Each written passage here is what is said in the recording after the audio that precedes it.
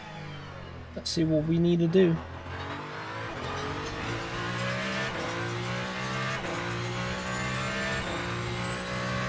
Yes, Mark, but here the cars, they do not coasting on lifting. These cars here in the more Ultimate, they do regenerating only when being on the brake. So I can show you that, and you will listen to the battery carefully. So I'm lifting. And it's now when I hit the brake pedal that the whining of the E-motor is coming up. So I assume that there is a tool missing in the game, maybe. Yeah, like this is just posting like on a standard combustion engine. It's only when we are on the brake, and you can see that on the battery down sign down in the HUD as well. It's only when we are lifting, when we are braking, that the regen is working.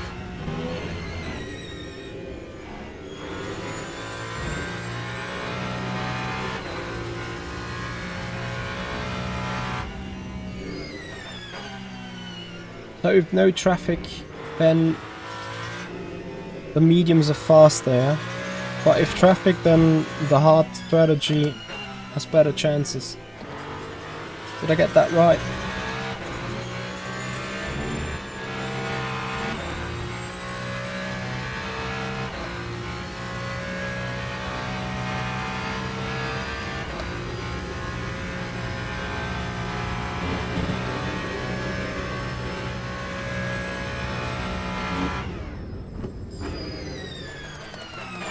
Sesh, what do you mean is a desync? Ah, between the video and the... I don't know. I'm pretty sure it is.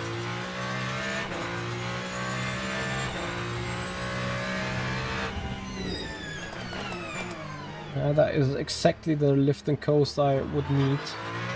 2026 versus 2017. Let's do another coast lap.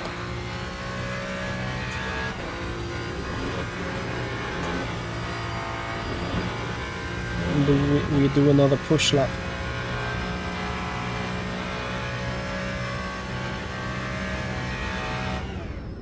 I mean that the regen should be able to be triggered without hitting the brakes, yes.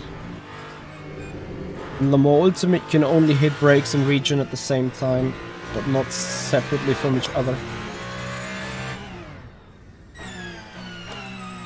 You guys need to look closely onto the WEC world feed when they are showing the telemetry. I'm not sure if it was my brain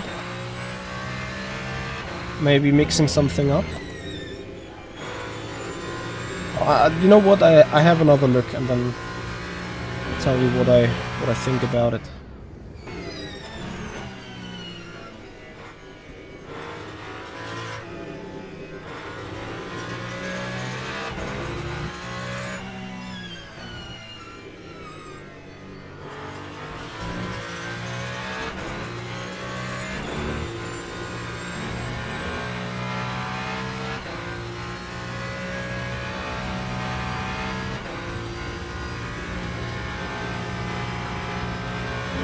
Kudu Gaming, you've watched Giovinazzi. What can you tell us?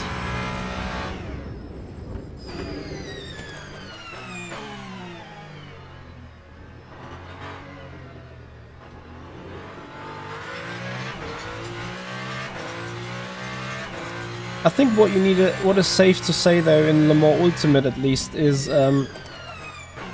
when you hitting the brake pedal to generate less than 200 kilowatts of deceleration, I think it's indeed the front motor only working on the deceleration of the car, nothing else.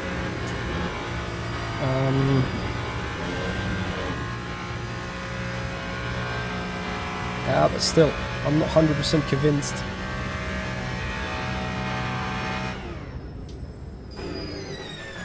So here in Spa, they release the brakes prior to the turn and yet they keep decelerating with the regen on only, right?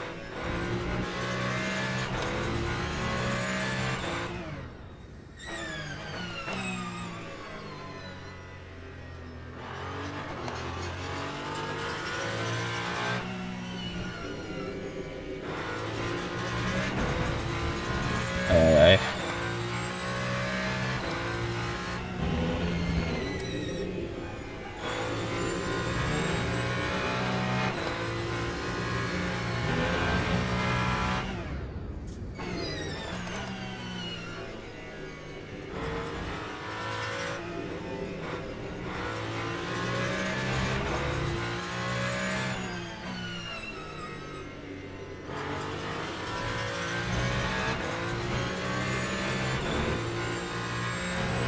Car has a very nice balance though, generally speaking.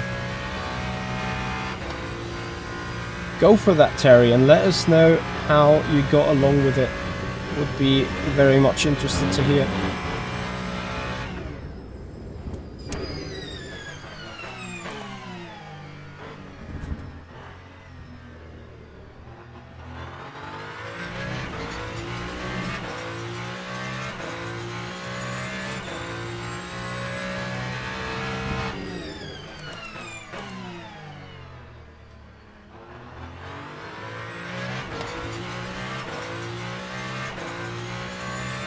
So let's do one more push lap to have a reference.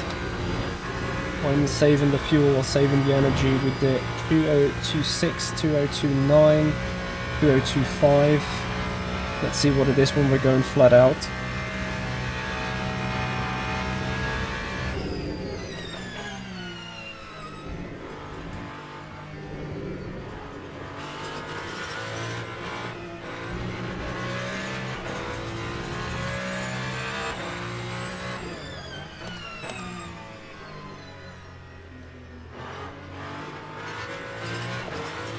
Ah, the TC Car 8 is cutting in big time though. Maybe a little less cut off the power setting. Fend that off. He generates energy while he is on throttle. To an extent makes sense as well, especially the top end of the engines. Like when going towards the end of the straight. I think they might use their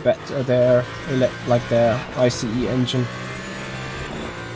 to also load up the battery. It might also be a delay on the world feed. I don't know. It could be both, to be honest. So let's see how much quicker that is. As long as we keep hitting the braking marks, right? 3/10. So we're losing half a second, saving some good fuel.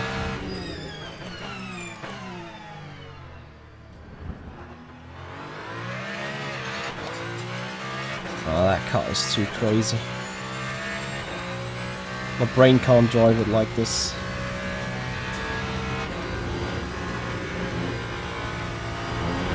Oh, box. We're checking the hearts. This is what I think F1 is feeling like.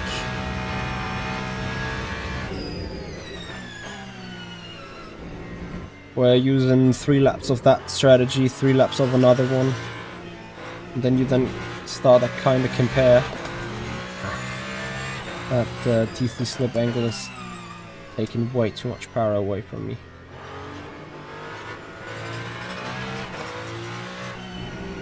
I'd rather be on semi-throttle and lean on ever so slightly on the TC rather than the TC cutting off completely. And then I gotta admit, it is the first ever time I'm actually using hearts in a hypercar situation. Let's see, guys. Anyone, you can probably see my top screen, my top mirror right there. This time I may need your help, guys. Look at the car coming from behind. This is its actual size. Look how big it is in the screen and in the mirror. It is super small. It is super wrong. It is wrongly stretched, the wrong field of view. Do you guys know how to fix that issue by chance?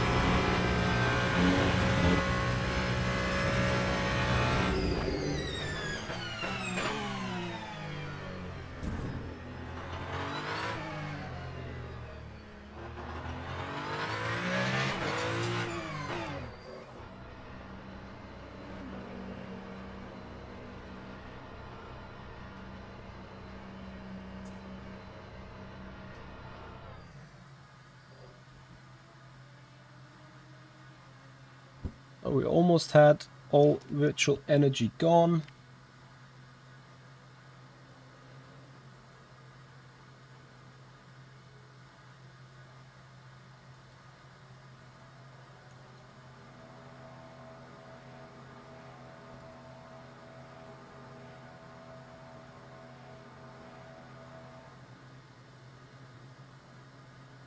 I don't think so. That mirror doesn't change anything. I wonder whether it is some setting somewhere in the files, of course.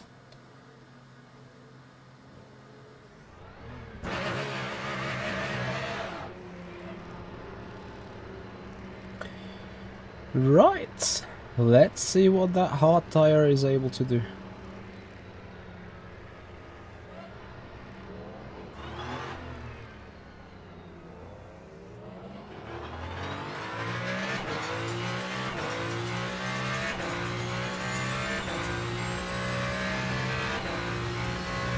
Having Moss. Control Shift plus down is zoom in and mirror. Control Shift down. Nope.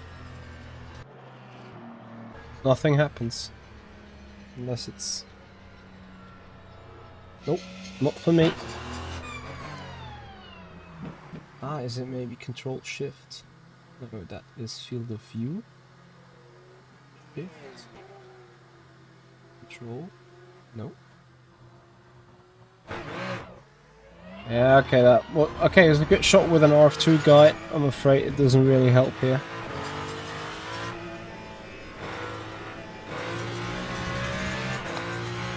Anyway. I might be able to deal with it, though. Hopefully. So guys, thank you so much for joining. Hope you are enjoying the stream, enjoying the content so far. If you do so, if you're new to this channel, but if you appreciate the way we're doing this, then please consider giving the video a like, subscribers on the YouTube channel if you haven't done already, and of course if you're watching on Twitch, then please also follow the Twitch channel, that'd be much appreciated.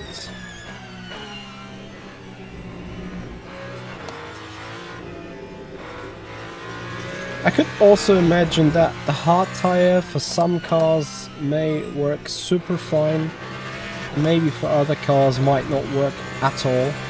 Let's see if the Ferrari is happy with them.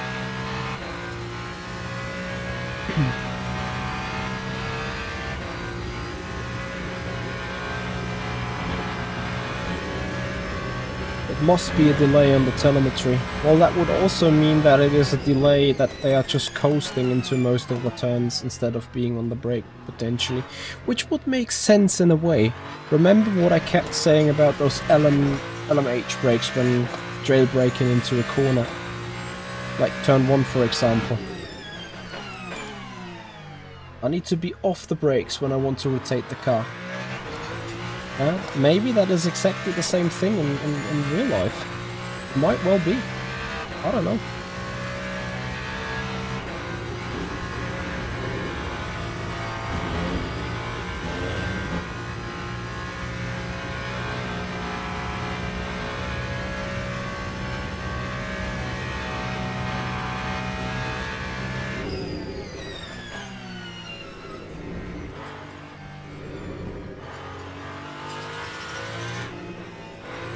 How long does the hard tire need to warm up?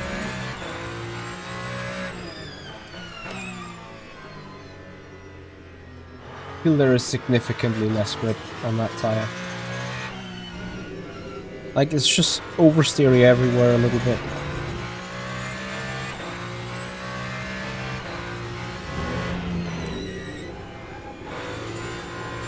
I can probably ask different people. Not sure if Roman Grosjean would even answer me, to be honest.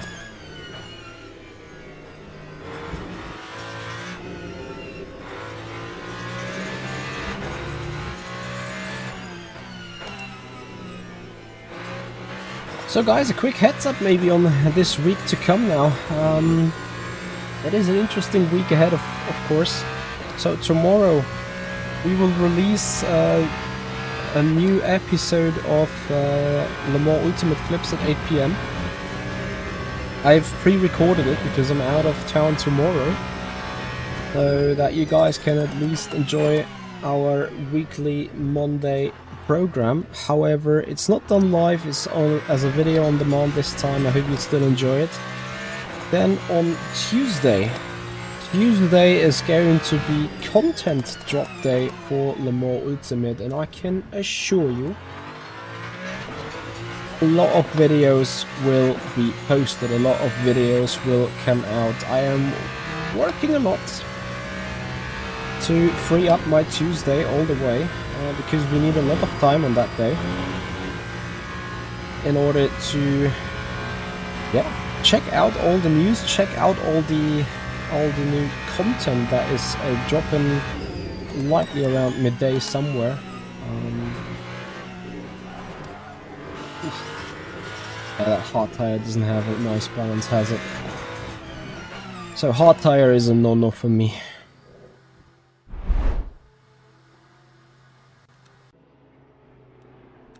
Okay, small adjustments on the setup then.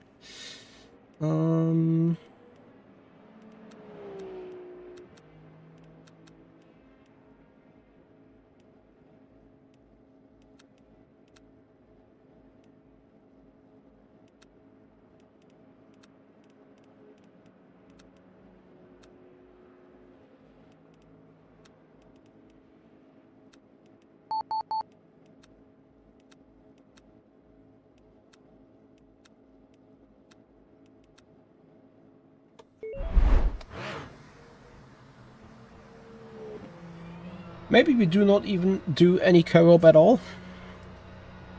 Time will tell.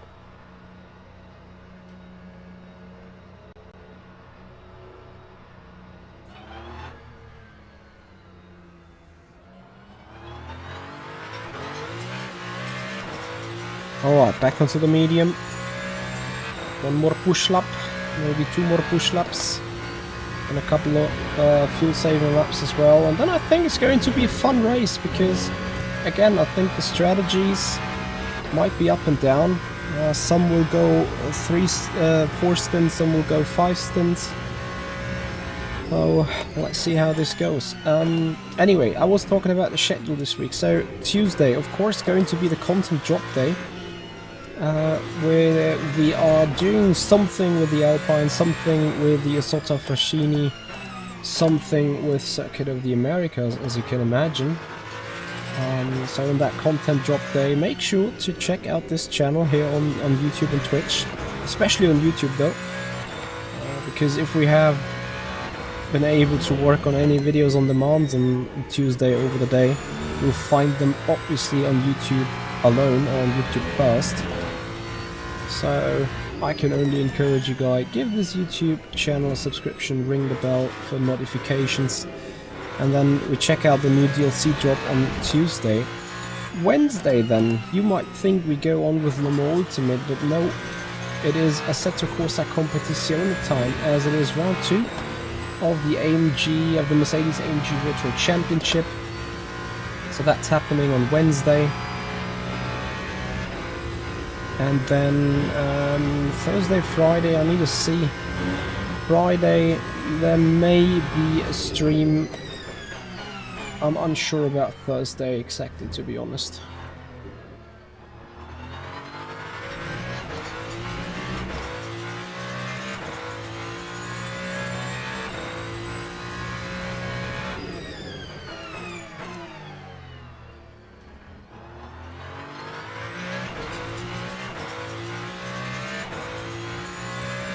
I think the track has significantly gripped up.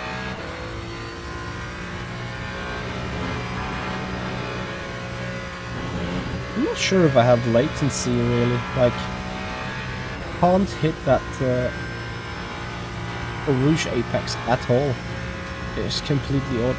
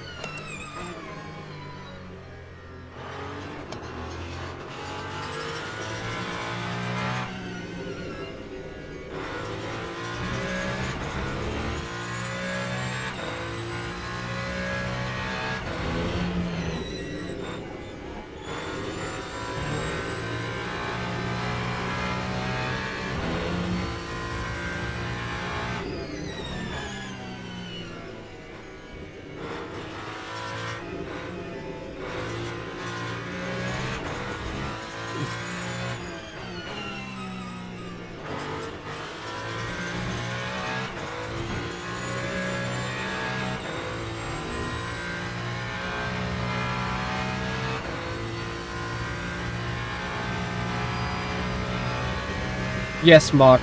Exactly that. But I'm not sure again if it's a broken telemetry having a delay, or whether it's actually him having a regen while coasting.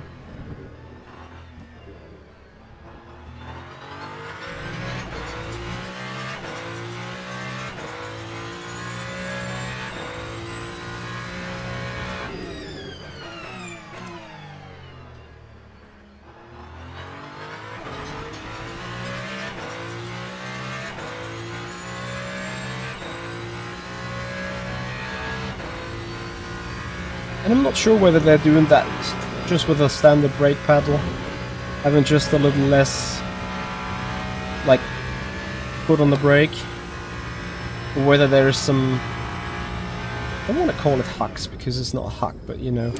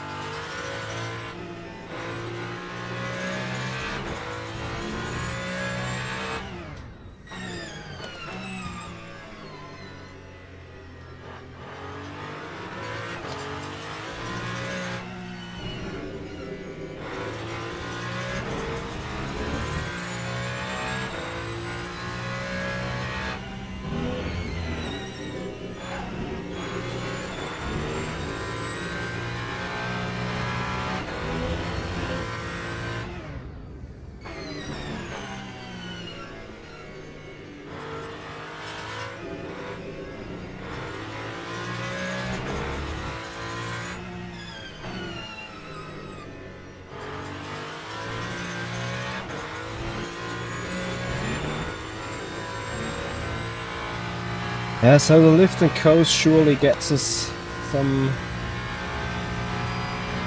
good amount of, I'd say 6 or 7/10 time loss. Then I think you would need to lose over 50 seconds. I don't know, you know, a drive-through I think takes 20-25 seconds already. And then if it is a 48 lap race and you do 10 lap stints on standard fuel consumption, well, how much is it? 11. Well, actually you did only 10. I don't think that you... Yeah, I think you can afford losing a second here, I'm not sure. Then I guess if you go for the 5 stint strategy, I assume the traffic is slowing you down just too much. Beyond that, of course, the fuel saving strategy means less heat in the tires, therefore maybe also less stress on the overall carcass.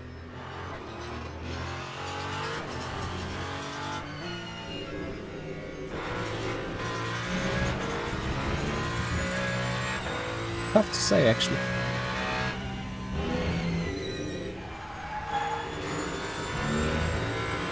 Hey, Liminal Thoughts. I'm doing great, I'm doing alright. How about you, buddy?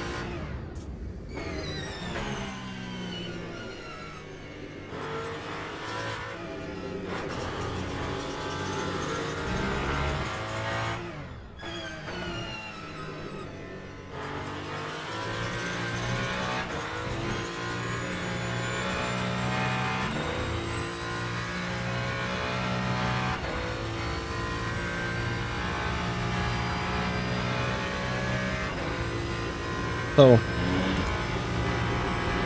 do I even gonna try for qualifying, or am I just going to... I think I keep going in the groove with the fuel saving. Having that come a little bit harder to my mind is probably the best type of preparation coming for the race.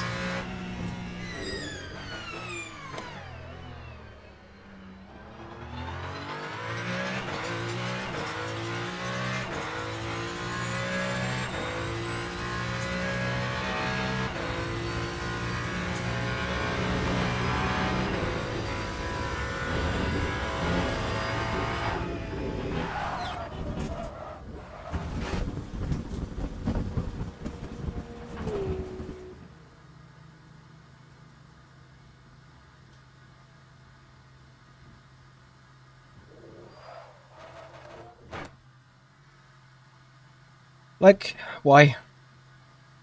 Just stick on the racing line. Okay, then we do qualifying, of course. Like, if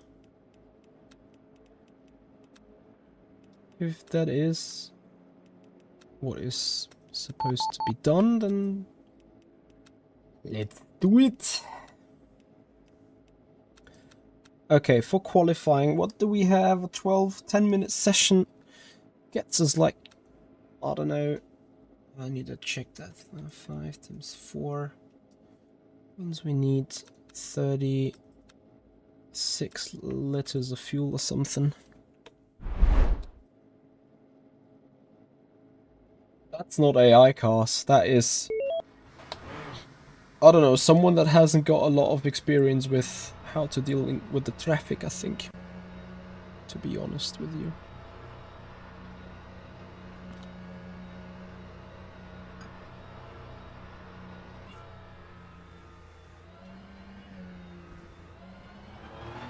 Any idea what qualifying laps were with Vienna yesterday?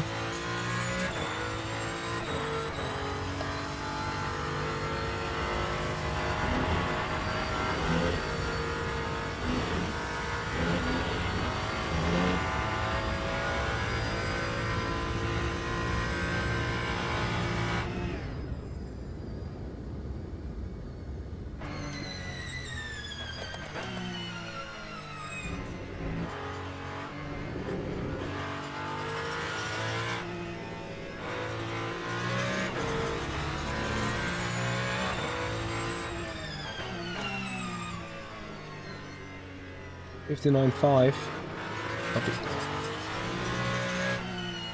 Yeah, I would have expected some 59 for sure.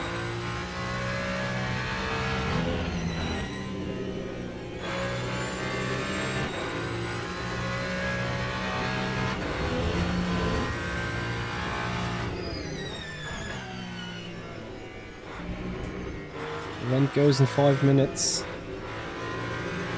Means I can have 1, maybe 2 more laps.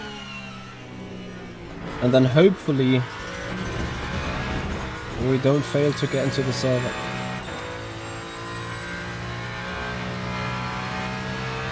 It's Ice Cream. Hey buddy, how you doing? Jankish, thank you so much. Good luck for you as well. I'll see you in the GTE. That's a surprise.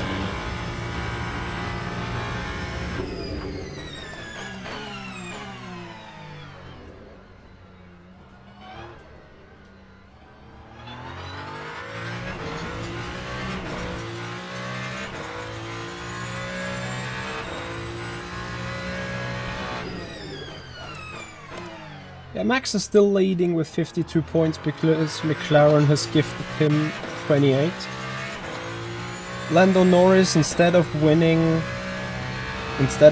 Austria and having Max in second place and earning 7 points over him, he DNF'd while Max got 5th.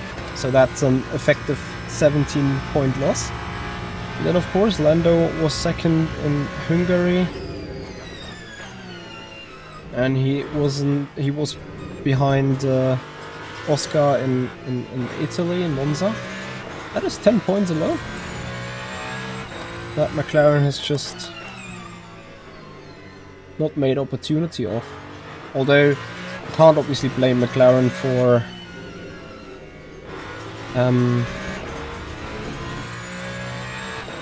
Austria.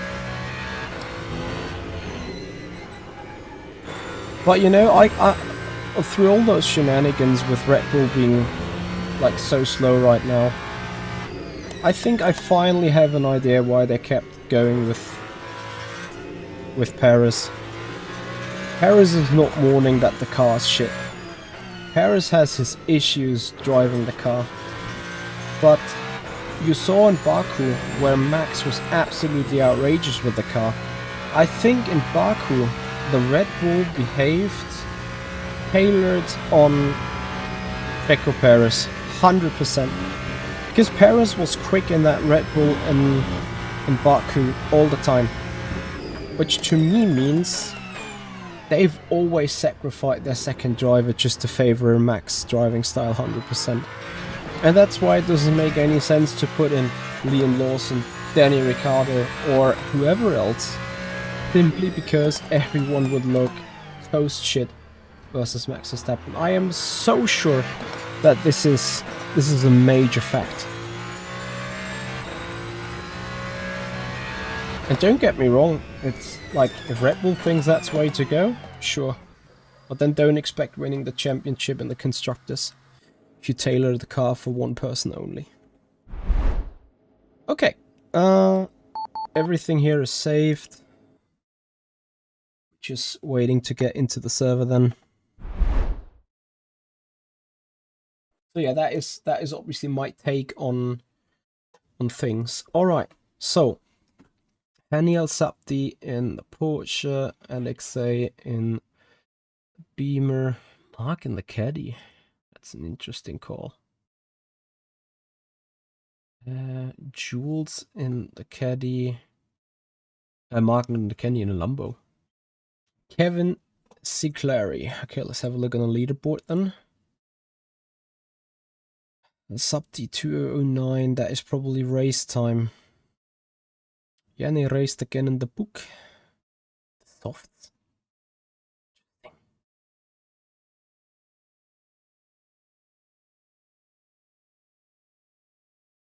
Well, let's see where we end up, guys. I quickly hit the join button and then have to quickly run. I'm almost certain, Mark, because if you look the way Red Bull is handling driver performances in, let's say, Scuderia Toro Rosso, and let's say what they did with Gasly, what they did with Albon. Was Gasly a Red Bull driver too? Can't remember. Was Gasly in Red Bull in 2019?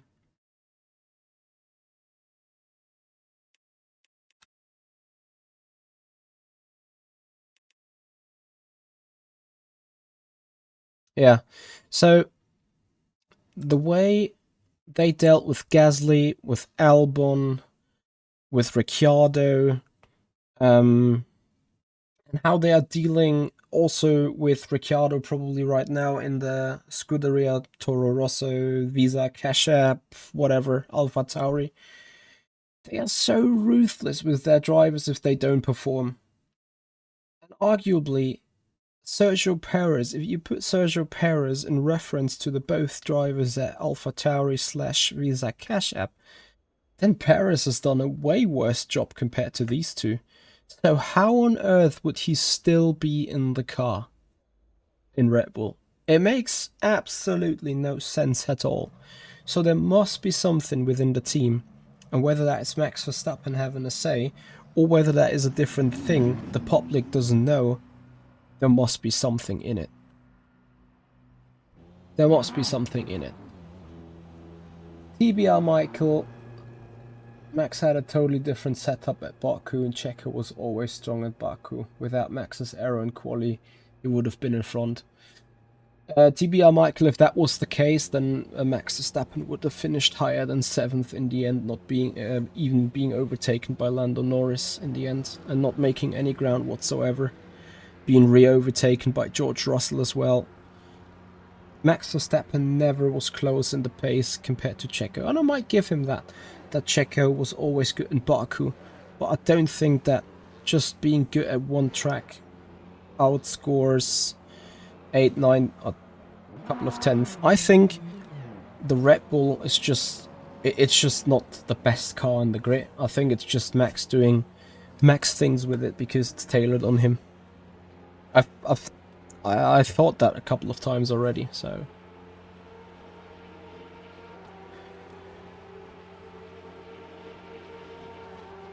Felixio, that might be another thing that plays a role here for sure. Still, my thoughts on that remain.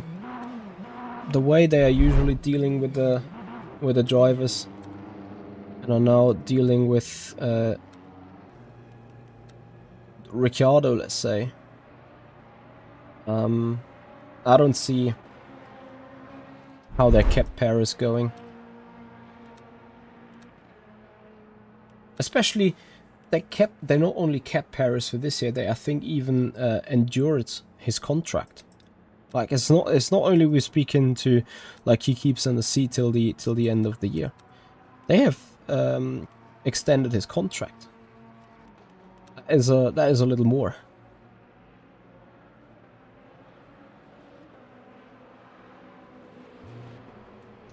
Yep, TBR Michael, I watch these race weekends a lot, and that's literally what Mercedes is doing every other weekend. And it might be that Max had a totally different setup.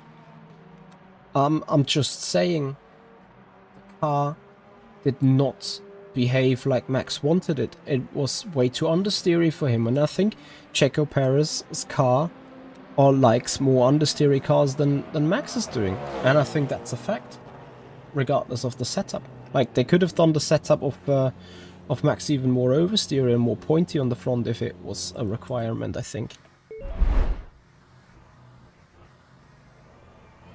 We've seen what happens with wrong setups if you look at Mercedes and Lewis Hamilton this year a couple of times.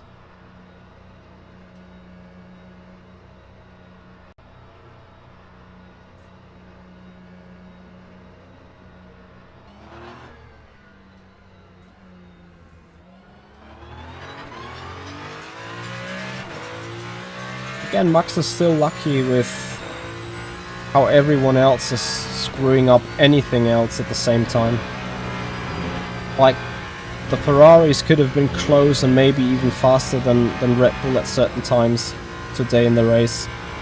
But of course they started that far down because they screwed up the qualifying in the first place. Phoenixio, thank you so much for your sub, much appreciated.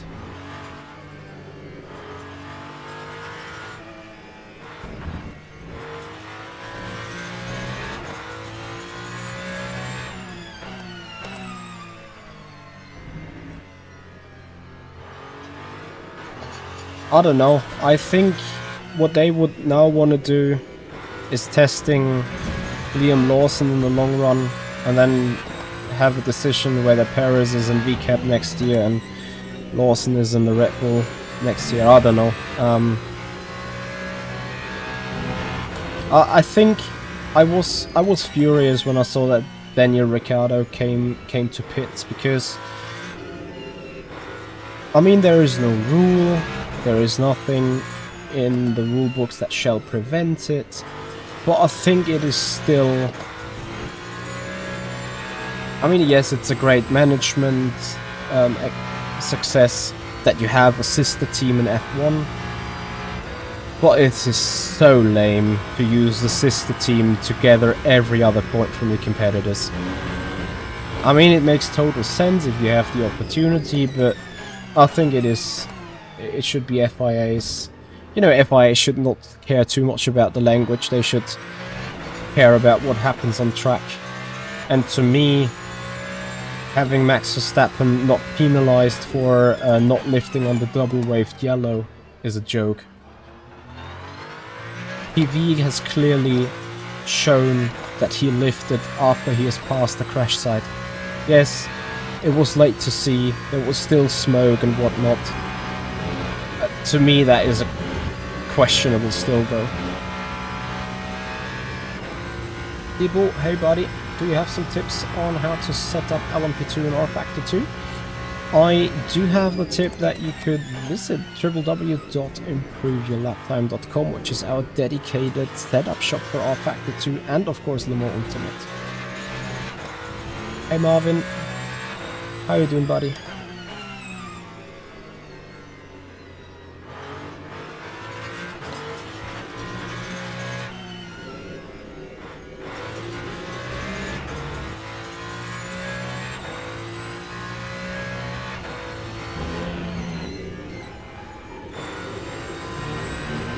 But you know, at the end of the day, what VCAB and Red Bull are doing together, it is just the F1 mentality. Like, if you would have a car that is 1.5 second dominant and you find that your second Or your strongest competitor 2 seconds down has a flexi wing on it, you still go there and make them being investigated. That's just an F1 thing, I guess. Anyway, something that is a little more ultimate thing is qualifying, and that is what we're coming up towards now. A 15-minute qualifying. Here we go. I hope no traffic. Please let it be a private run. Is it private? I hope it is. Seems good to me.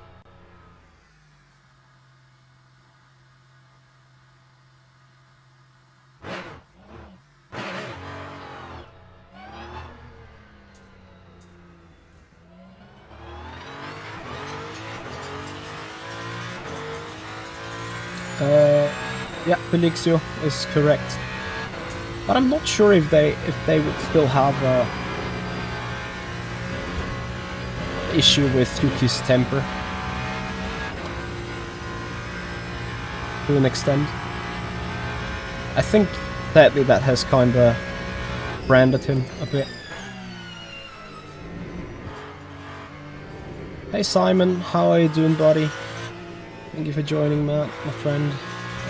How was your weekend?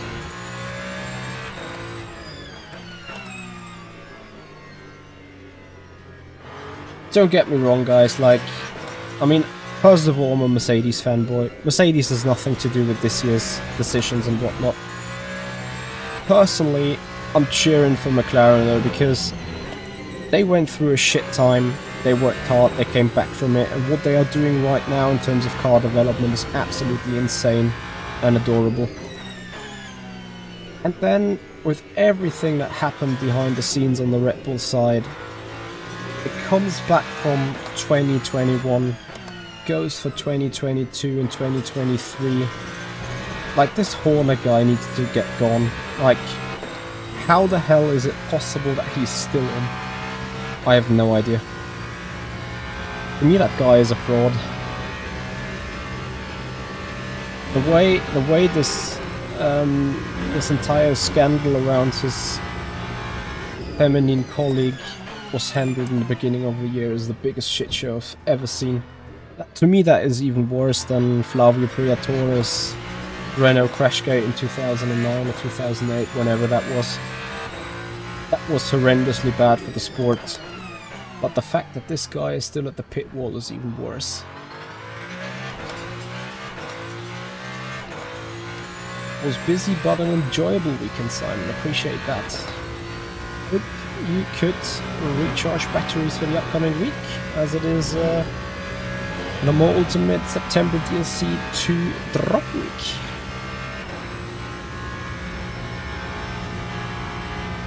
Yeah, Felixio. I think Max really makes sure that the overall situation in the team is suiting him the best for sure. Okay, so no purple sector won by us then, apparently. Maybe we need to focus a bit harder.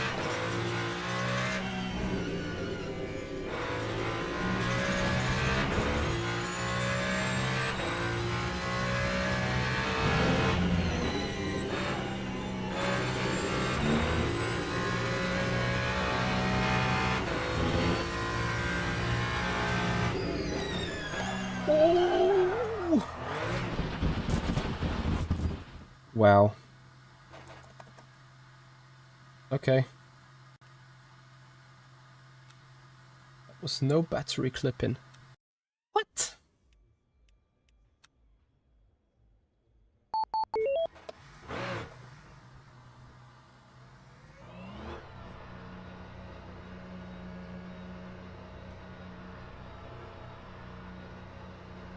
Oh, so,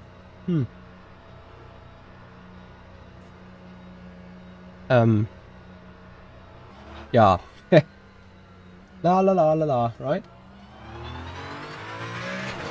Tiny bit of pressure, just tiny little bit. Haniel Sapti 59.5 for the Porsche.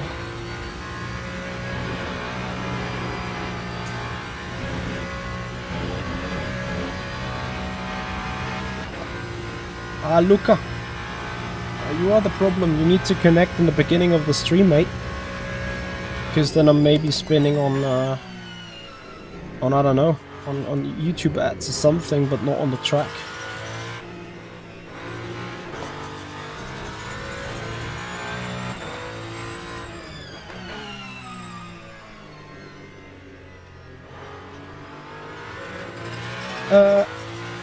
At the minute, yes. Safety rating makes sure that you can take part in all series, and that you can enter intermediate races, advanced races, weekly races, and WEC special events.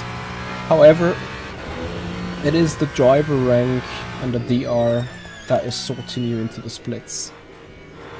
So the more DR you have, the higher you are ranked, and on the sign up, the more likely it is to be able to jump into the top splits. That is the only reason why you want to have a high DR. Apart from that, both ratings to a certain extent are completely meaningless at the minute.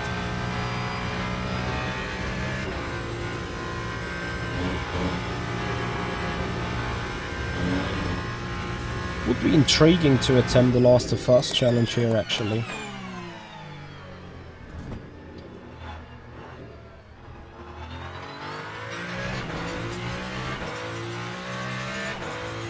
Nah, Luca, you shall still connect, like... We're doing the content for all of you guys. So of course you shall be here and watching. Even if I spin, just makes things a little bit more spicy, right? Not enough of the spice. Let's get things going.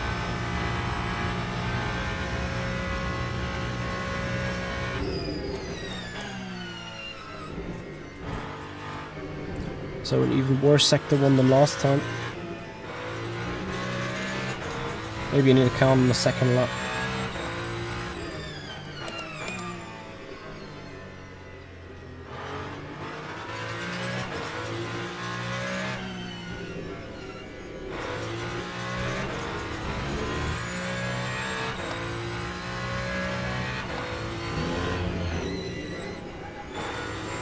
Felixio, it is possible to avoid contact, trust me. It is very much possible even. But this time the car keeps straight. That's good news.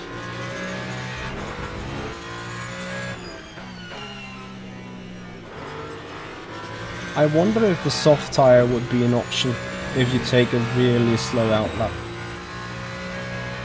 Okay, so I think we're gonna slot in somewhere P4. I think it's a mid 205 or whatever is the lap. It's not a very good lap. It's not a very optimized setup. Now the lap is even worse. I'm happy that I can even finish it. Let's see what the second lap is bringing then. 2004.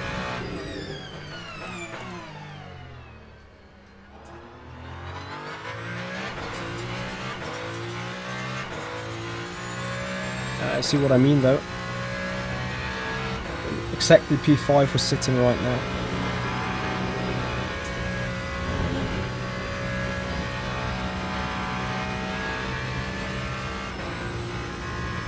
Island Life Gaming, only one way to find out. Yeah, absolutely. And this is doing turn 1 in the race.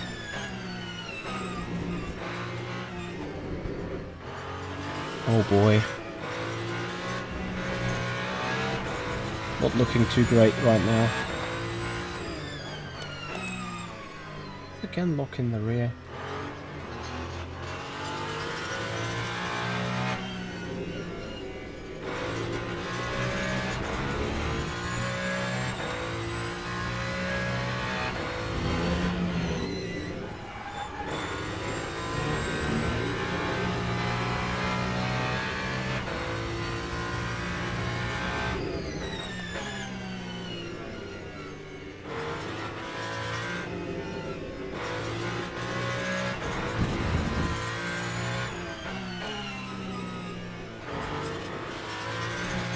It appears to be a single shot quali. Can't believe that.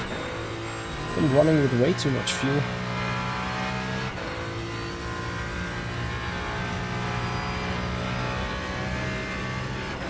Yeah, do one push lap. Alright. Okay. Mayha, thank you so much for the hint.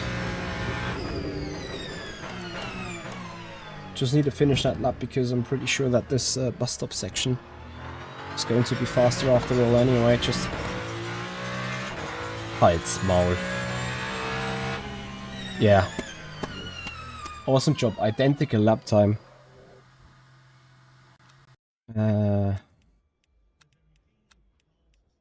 So 17 then. I rather take 18 up just to make sure to not run out of fuel. Yeah, 59 too. That is mighty quick. Absolutely. Don't get me wrong, I should be up there. I just don't get it, like I went forwards with the brake bias and yet I'm locking the rear.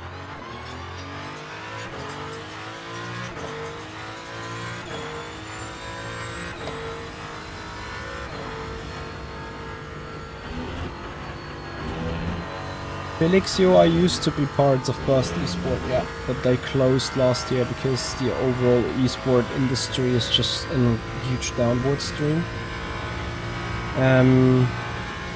But of course, before that, I have been an R-Factor 2 expert. R-Factor 2 obviously is the game that is delivering the base, physics engine and so on for Le Mans Ultimate. I don't know if it is like as much as this, you know, in this the driver rank, safety rank is completely meaningless. I can't say for sure whether I'm still the driver with the highest driver rank globally, but I think it's safe to say that I'm at least in the top 3 currently. But you know, that obviously scales up with the amount of races that I'm doing, and a lot of esport people are just randomly doing a race here or there. Like Hani Al-Sabti, he's surely my level, but he has done like 15 or 20 or 25 races in the more Ultimate so far, maybe a little more. I've already done 80. Top one not working even with a very slow lap couple. Yeah, I guess then I'm on the right tire, right? The only thing that I now need to pray on is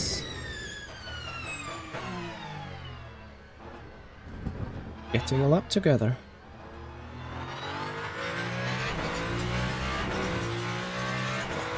Here we go.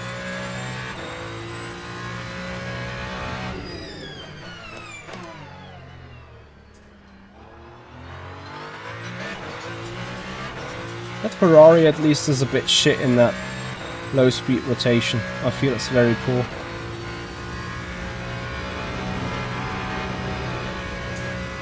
Then I think the Toyota should even be worse in a straight line, but let's see.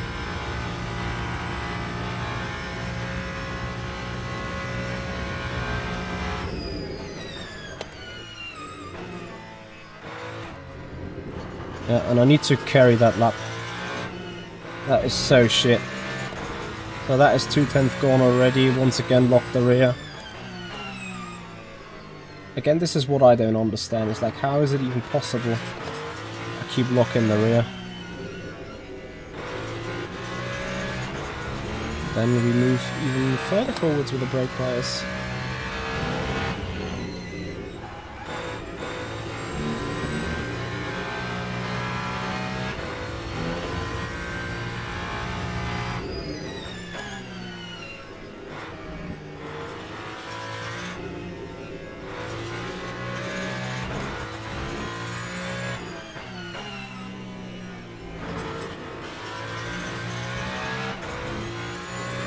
What was the last time that I qualified less than a second, more than a second away from pole? I literally can't remember. Let's see if I can absolutely get a miraculous bus stop chicken done. That would maybe even get me into the top row.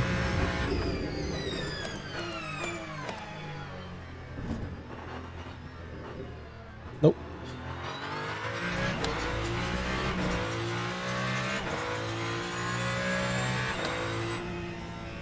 P4.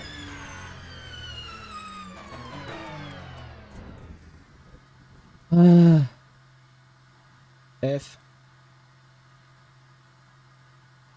11.6 divided by 9.5. Now. Alright, let's get the car ready for the race.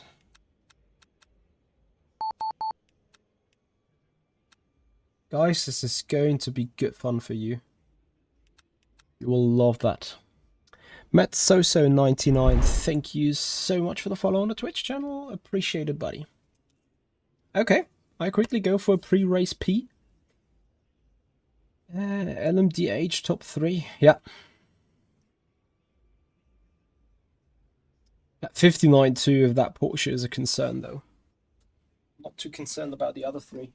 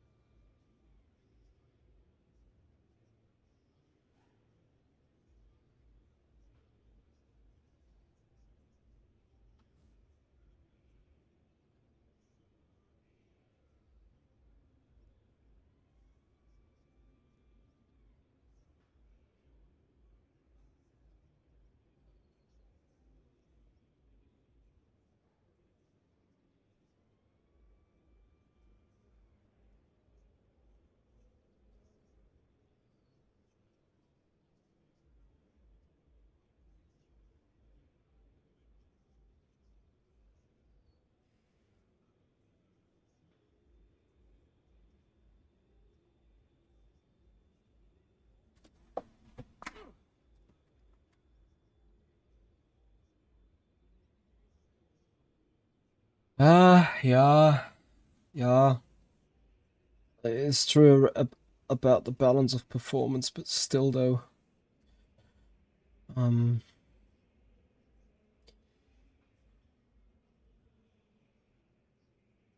arguably the BOP is good. Like, you probably would need to erase Haniel Septi out of the equation, but let's see, guys. It's going to be a long race.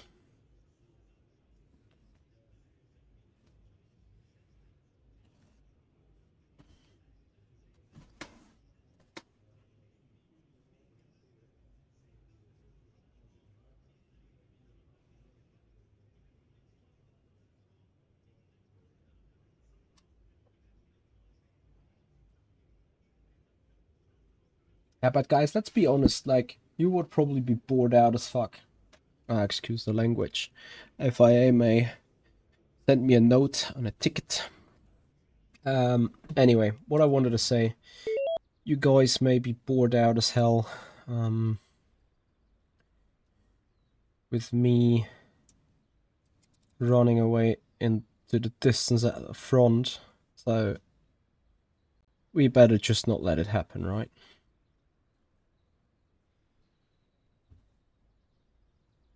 So I'm adjusting the regen level of the car prior to the race start, because it is very easy to lock the tires, and I don't want to get into battery clipping, of course. You guys have a check out on the mirror at the top. Again, someone knowing that issue, it doesn't even change with the field of view, so I think it is something in the game files, I'm afraid. Community service incoming. Game crashed after quali can't join back. Ah, FIFA, that sucks. Where did you qualify?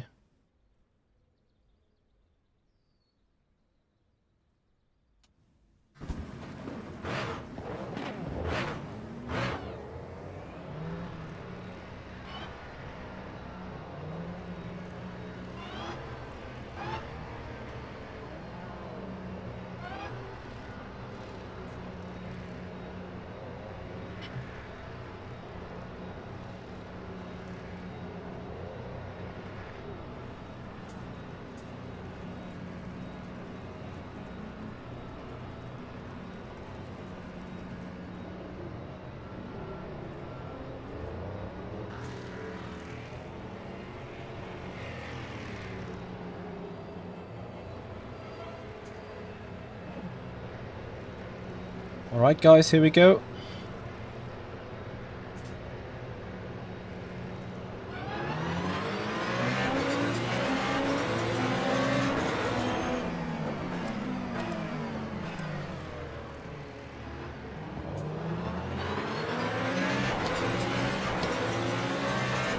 Side by side.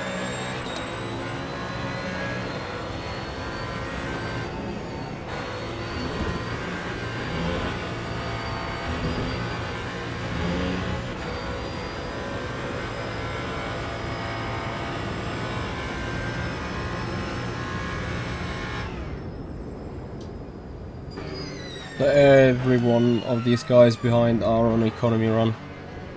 Probably apart from the guy that just overtook Neil in the caddy.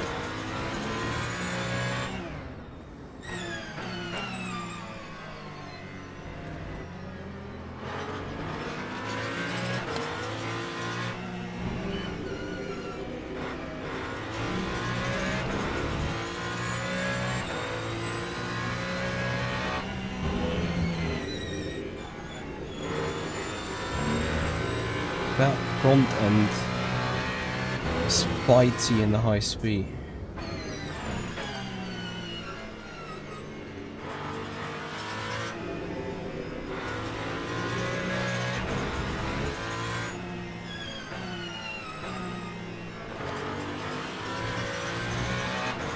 I would love to be a tad closer for a bit more draft. And yes, of course, I'm running a little bit of wing. And I think that is the issue. I probably sold myself on the wing, losing a tenth to Al Sapti likely. All alone on the straights. The thing is, it is to be expected that these guys at the front are able to fuel save the same intensity without losing time.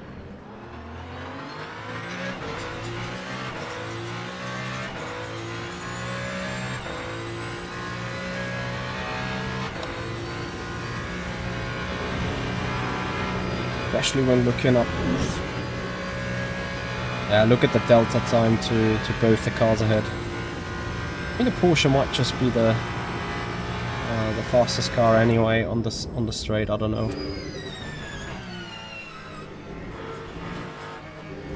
Felix, I'm not cutting off the engine, I am just holding the clutch to disconnect the drivetrain from the engine.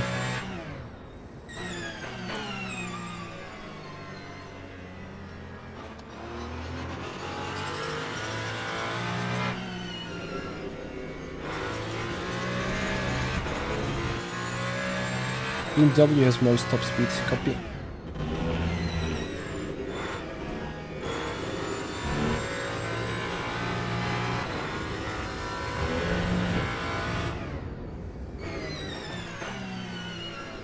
I'm losing too much ground to these cars ahead. Although I'm kinda able to keep up with Mark for the time being.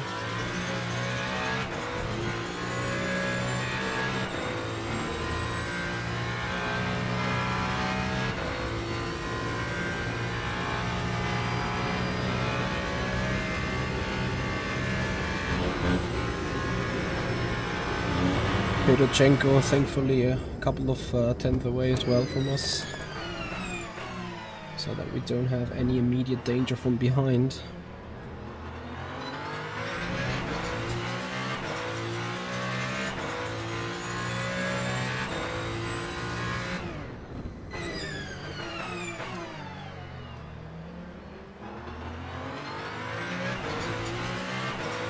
We're tight in both fuel and virtual energy. A bit tight, I mean, not tight per se, but like right on target, not much more margin to lift off from. Exactly, we can never know what will be happening, so just making sure to go as quick as we can.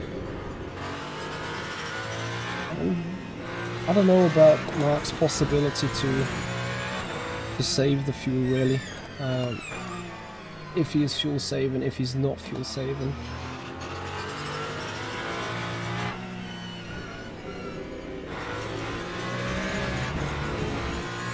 Same with Hani Al-Sabti, but it has to be expected.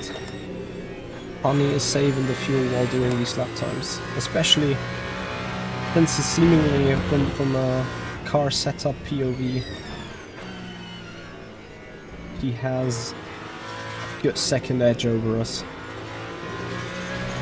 So probably, if we would look at him running away 6 to 7 tenths a lap from us, it would still indicate that he is saving fuel.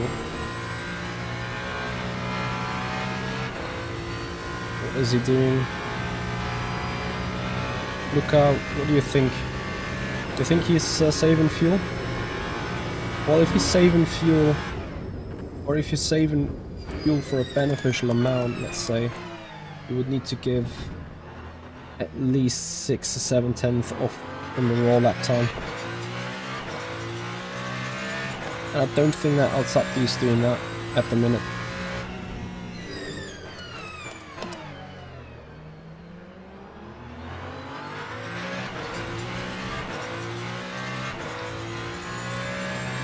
Well, let's see. It's going to be a long race.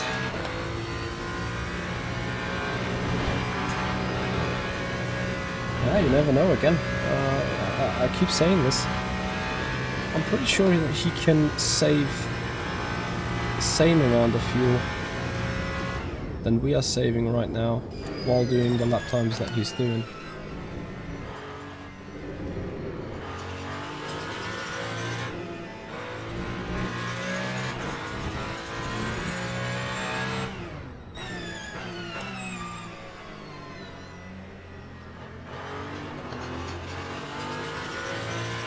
I obviously, while saving the fuel, don't have time to look into the deltas. I think Mark 5 is certainly saving the fuel. Maybe Fedorchenko has now started as well, saving the fuel a bit.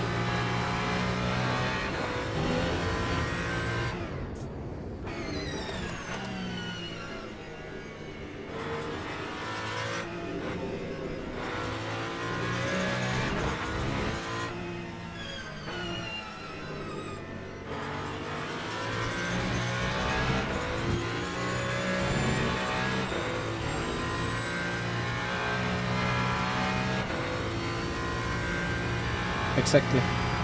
And we're running at 8.25. So we're running a bit tight, but we can check over the line, of course.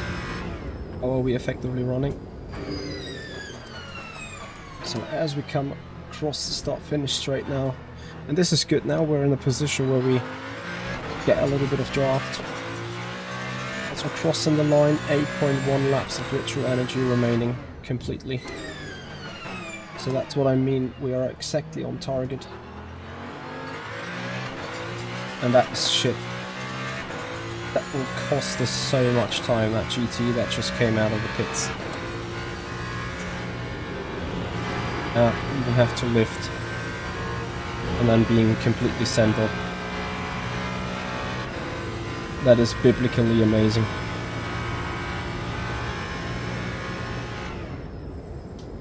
Look, as I expected, so.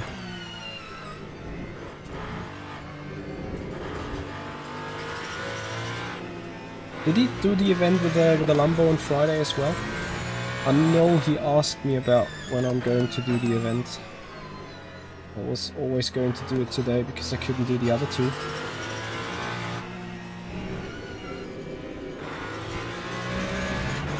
Hani Al-Sabti has obviously run the event as well already. The only thing that makes me kinda hope a bit, I think Hani Al-Sabti is on the leaderboard. He won with a 2:09 race lap time. And Yanni was in with a 2:01 something. With the fuel plan that I'm on, a 2:00 something is a big no-no. Like, it's just not working out. So the suggestion is that Hani is not on a 3-stopper. Yeah, if Hani is saving and doing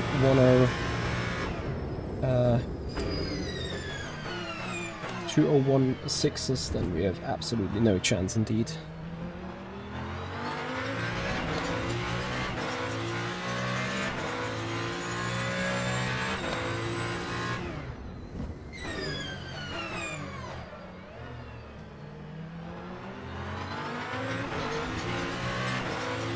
At least some draft here.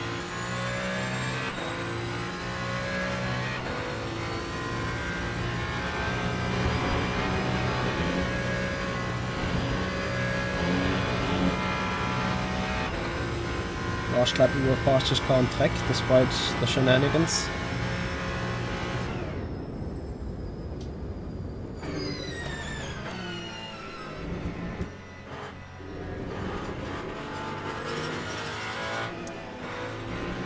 Yeah, this might be a track where the Porsche could be having the edge over with the Toyota and the Ferrari, for sure. I'm not neglecting the fact. But you have to be driving so disciplined, it's insane. Like, you see Al-Sabti kind of running away in the front. And yet still you're not allowed to drive faster, race harder. It is a liability.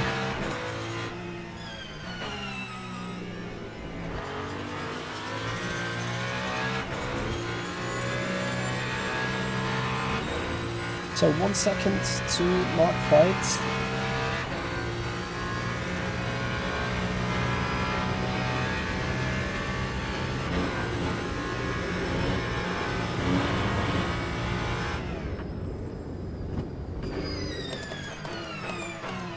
If you're going that slow, I can't help it.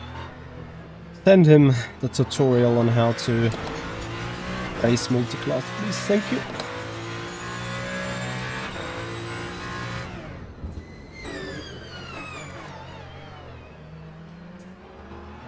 I need to stop overshooting turn 1. Seriously.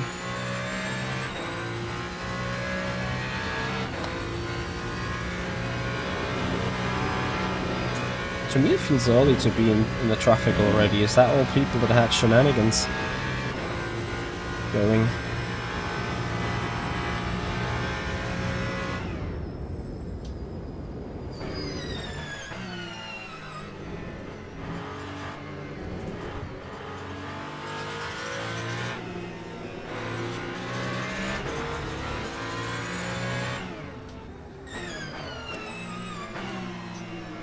I'm sorry.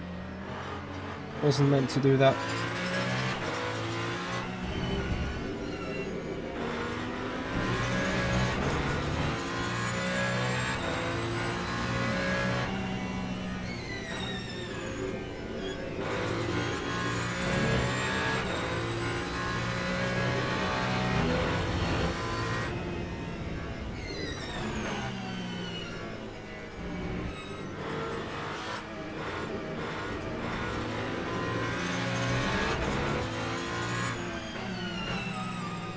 Mark might be furious right now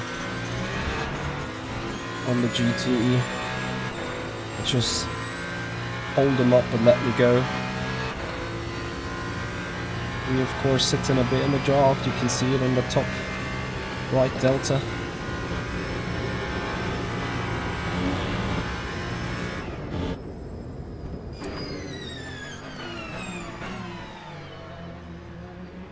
More GTE drama.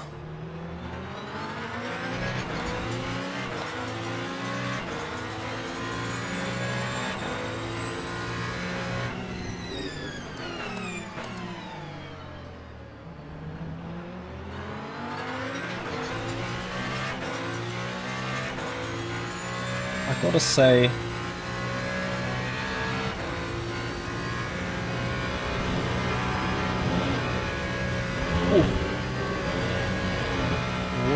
I've never experienced that amount of dirty air in Rouge. That makes me think whether I even have a chance to do a move on the track.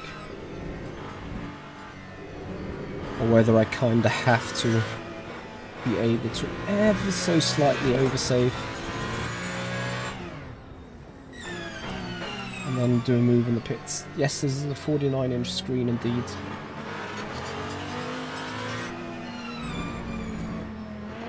Oh yeah, Mark. Finally someone learning. Good way of him defending. Just slow down so much more that I couldn't do anything to save the fuel, yet he cleared the traffic.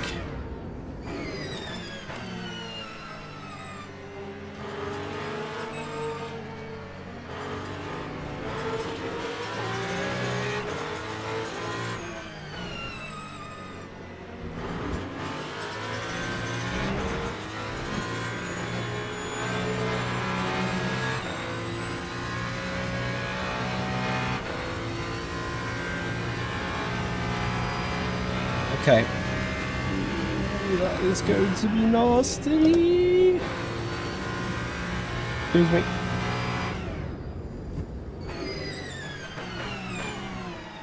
Should have anticipated that way earlier.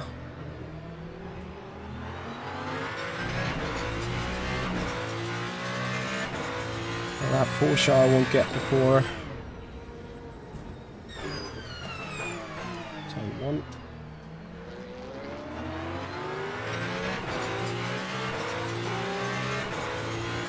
Okay, so 5 seconds to the lead, 1.4 to Mark 5.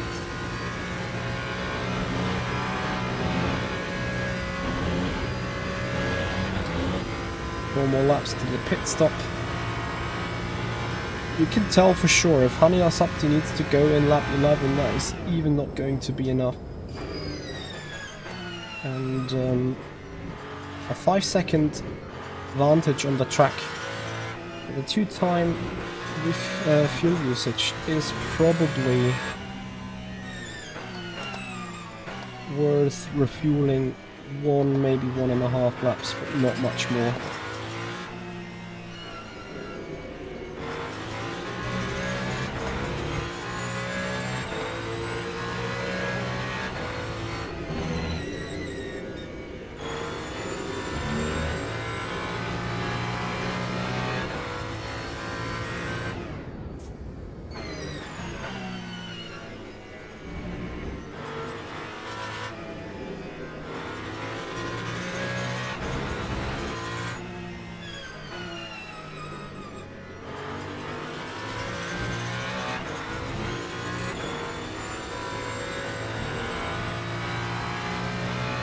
And if you guys appreciate this type of racing, if you guys are interested in seeing how this race will unfold, then please have a follow on Twitch, subscribe us on the YouTube channel if you haven't done already. Le Mans Ultimate is our main game that we love and drive the most on. If you're interested in seeing more of that, then this channel is your place to be.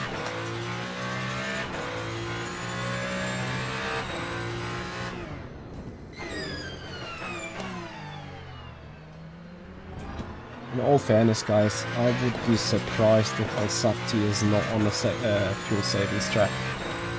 Al-Sapti has way too much experience in order to not do that.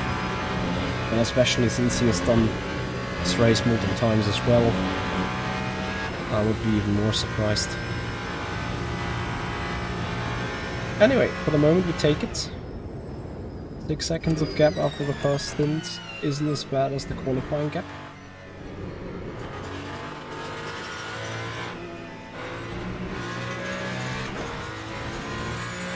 Hey Flacino, how are you doing, buddy?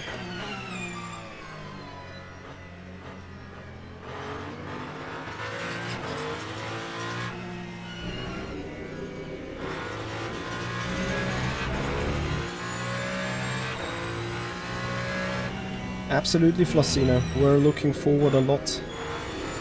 And I hope you guys join us on the content release party on Tuesday evening. I'm gonna schedule a stream as soon as I know exactly what I want to do. And of course, you guys are heavily welcomed and encouraged to join us.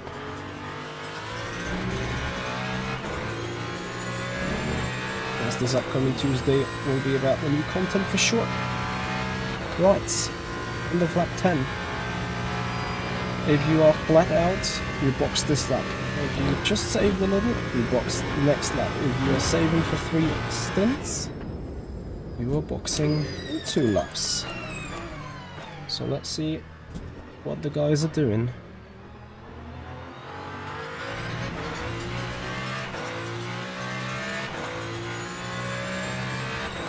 Car ahead is a Lambo.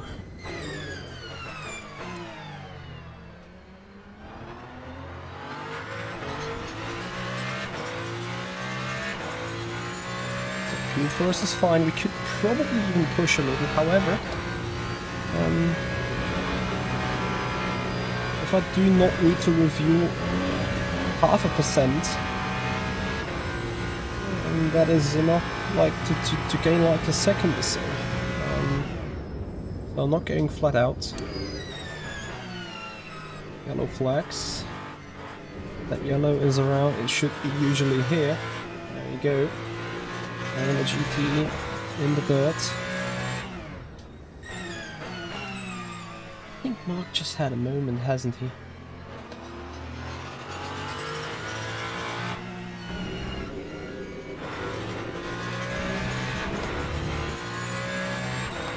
Hans von Walsen, thank you so much for the follow on the Twitch channel. How are you doing, buddy? Sorry, Hans von Velzen, that is. I butchered your name, I'm sorry about that, bro.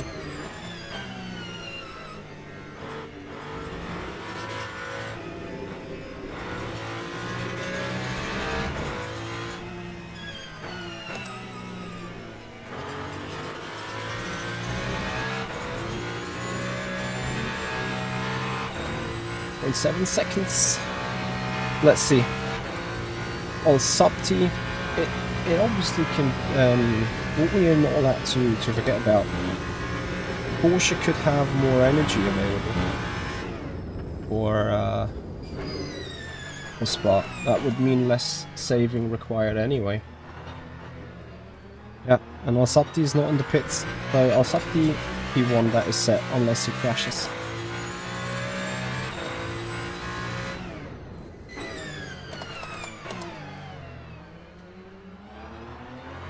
That is for granted.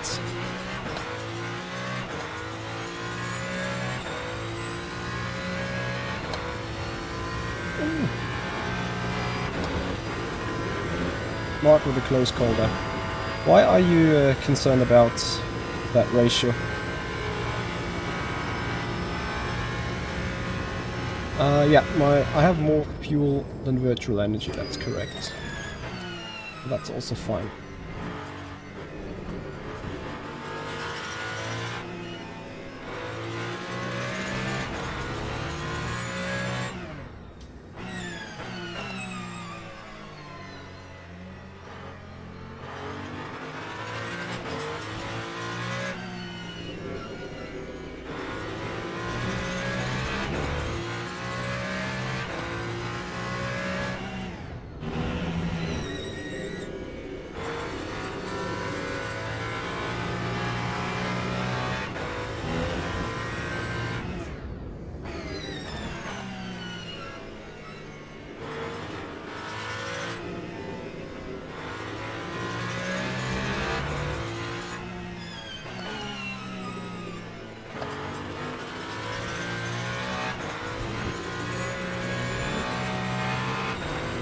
Well, 1.2 seconds is the gap that we're trailing Mark down here into the pits. Yeah, like as I said, Honey didn't do the fuel saving, I would have been shocked.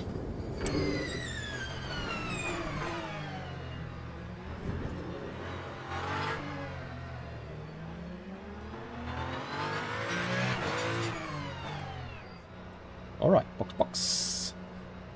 Let's see what we have. Maybe oversaved, I want to say. 53 seconds of virtual energy. Sounds a lot. Has it been that bad at all times?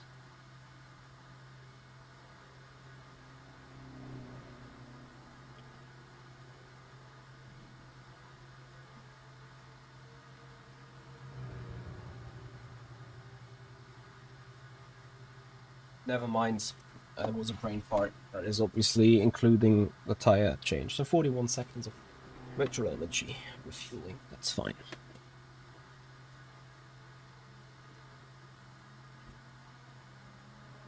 So we will get turned around, I assume.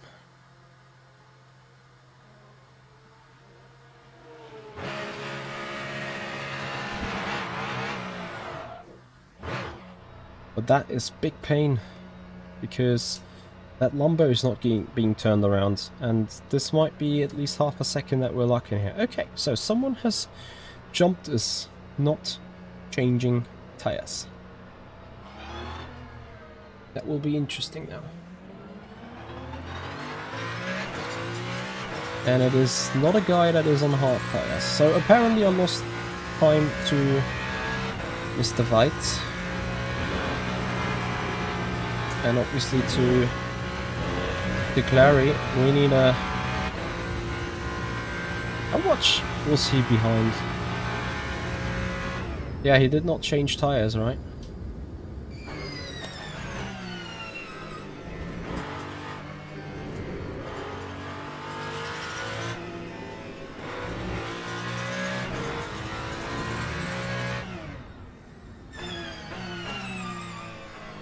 So that means he was more than 10 seconds behind saving that fuel. That is going to be a task for an on-track maneuver, I guess. No, he has a medium, just like we have. Maybe he thinks this is the only way to get back to the race.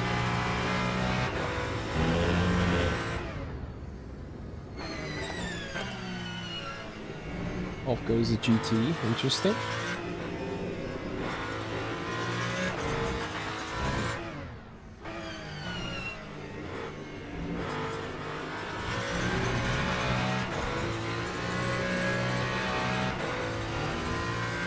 It's very tricky going forward indeed. And even more tricky if we run into the region.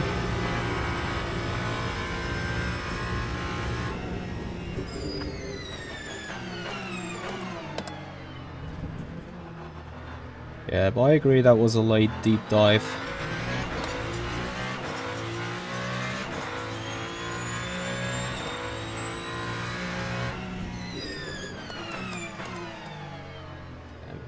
On this lap I've overused the fuel.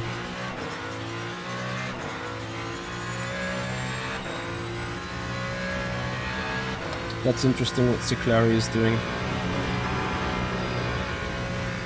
I didn't think he lets him go.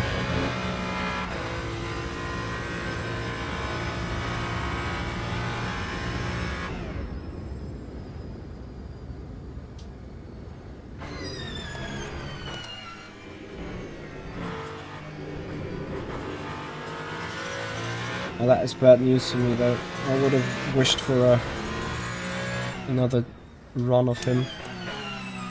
But now I have to deal with him obviously. Which is why I now oversaved the energy.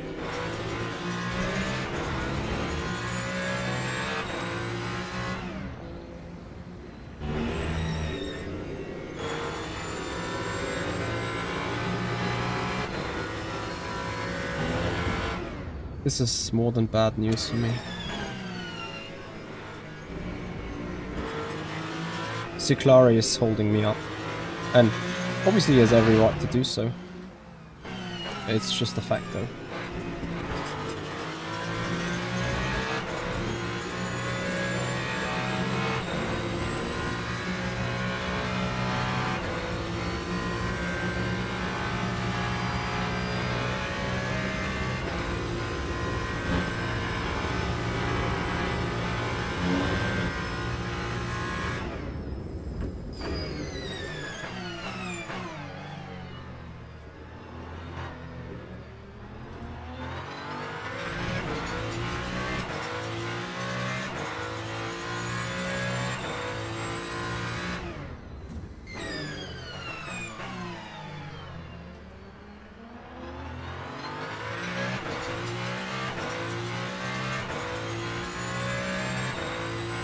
Yeah.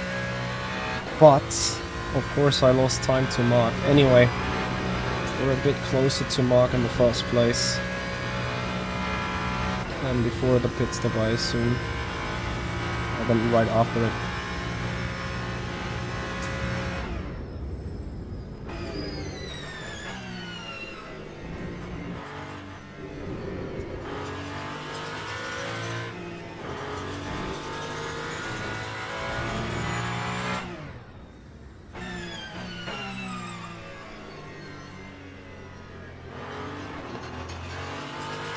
Who is a madman doing lift and goes with his foot?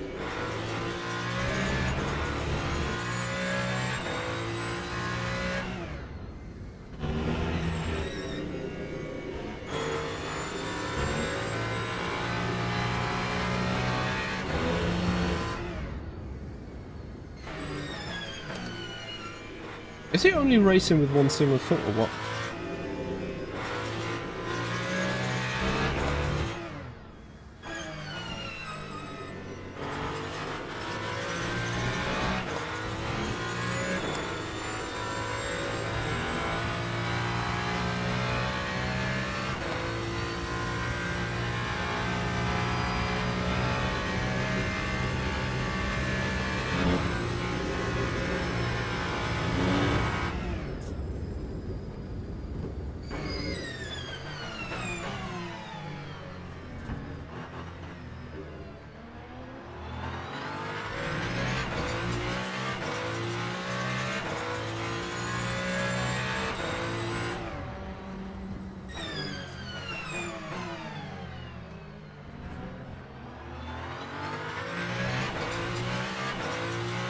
Clutch and brake. Oh yeah, that is crazy.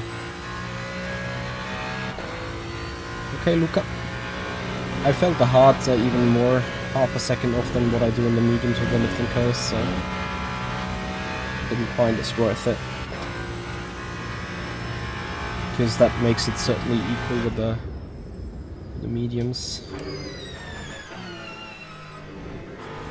I have to admit though, I'm likely not going to make it into P2.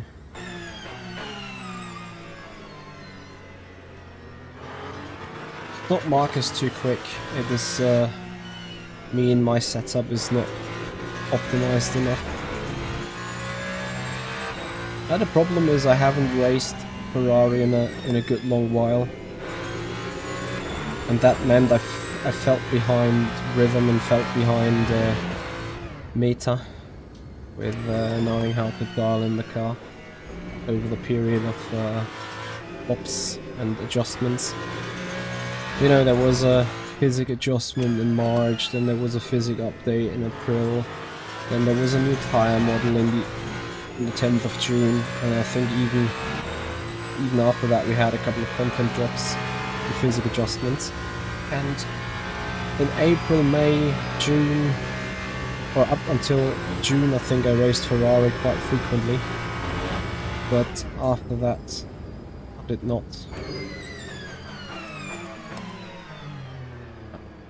Legend. Send them off. Why are you blocking?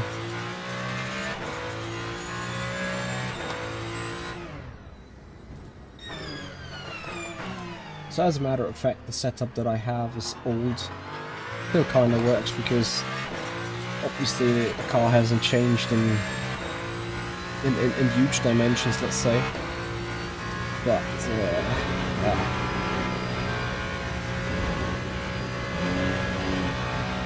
It is off. The Ferrari surely lost a bit of ground. That might be part of it as well.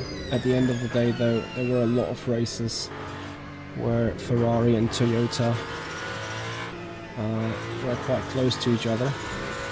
Maybe I should have taken the Toyota. I don't know.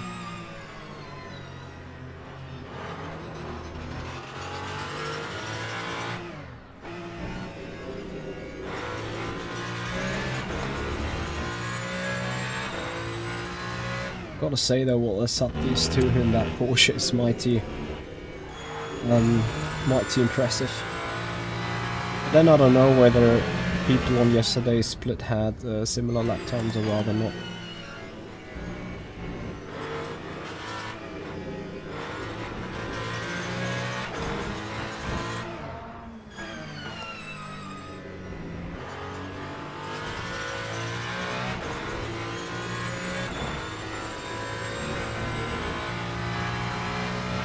The next guy that's going to move erratically off the racing line, you'll see.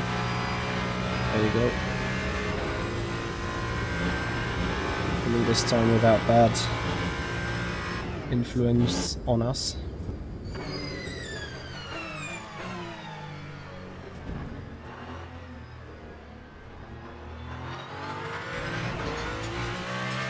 Gap to Mark has increased to a level where I don't like seeing it though.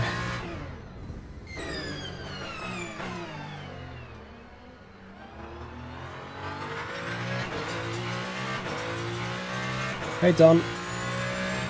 It's going okay. Could be worse. Could be miles better though as well. In all fairness, I think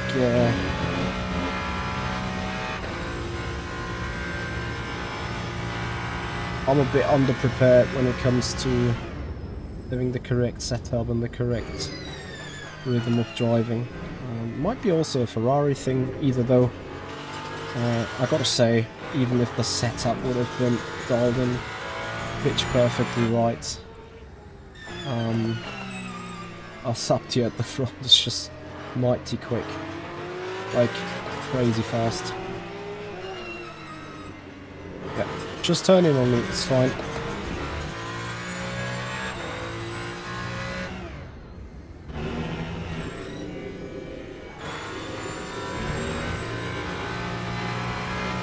But I haven't completely thrown the hopes away regarding P2.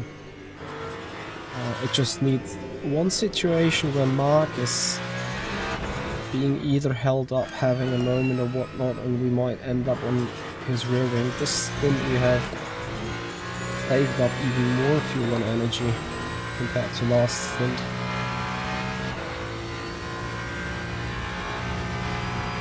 Yeah, IMSA is on, I know. How long to go in IMSA still?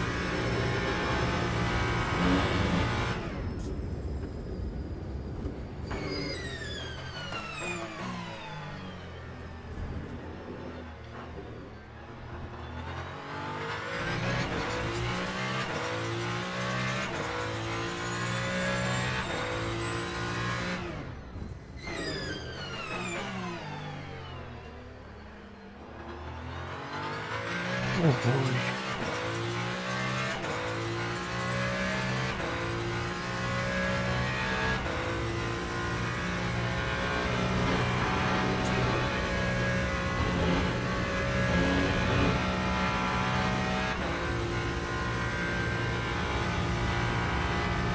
And Sebring, Sebring is certainly an LMH track, so Toyota, Ferrari could have a winning hand over the Porsche or any other LMDH.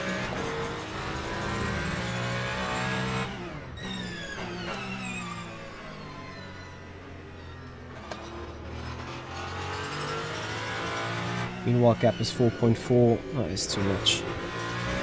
Then on top of all that, you have to say maybe Spa is a track that favors LMDHs. But on top of all that, I need to admit that ahead of me is a Lambo that I consider at least half, if not 3/4 of a second off from top level BOP. And then Mark qualified in second with a 59.9. This is on sub to 59.2, so exactly those 7/10, which means yeah, I'm beaten by a Lambo, and the Ferrari should be ahead of a Lambo for sure. I was also personally missing some pace and performance.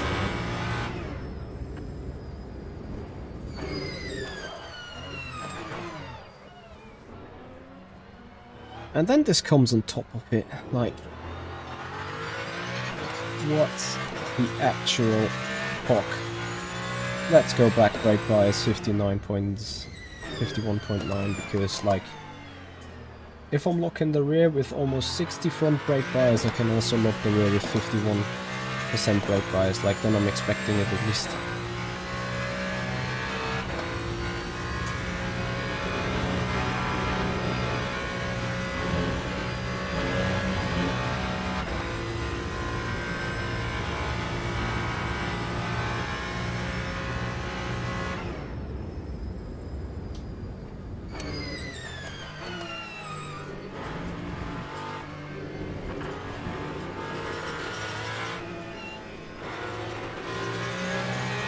What are you doing? Stay on your line, please. Come on. Hands the pickle. Thank you so much. That was almost insta-death. Yeah, so very slowly Fedorchenko has closed the gap to me.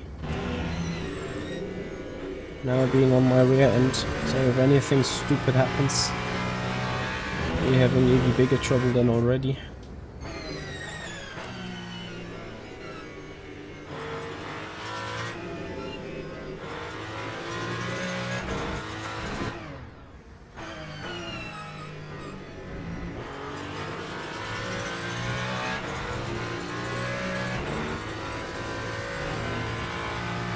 Again, I would need the help of someone or something impacting our friend Mark ahead, so that he loses out a couple of seconds to me.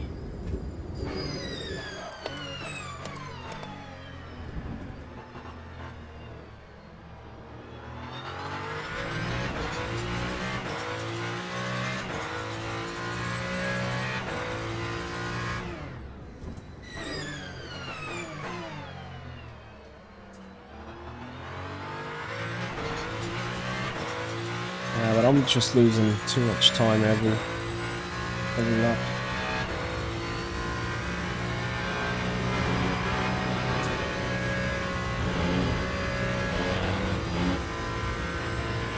But that's fine.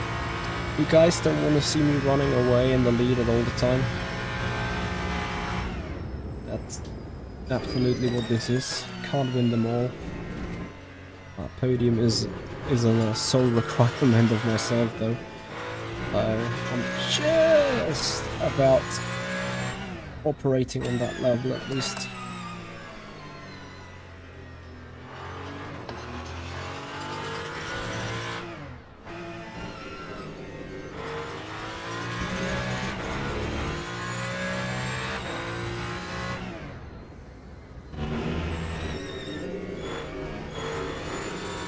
In a normal pit stop scenario, I should now gain a little bit time back on Mark 5 anyway. Because I think he's certainly using more energy than I do. Even if it's not much.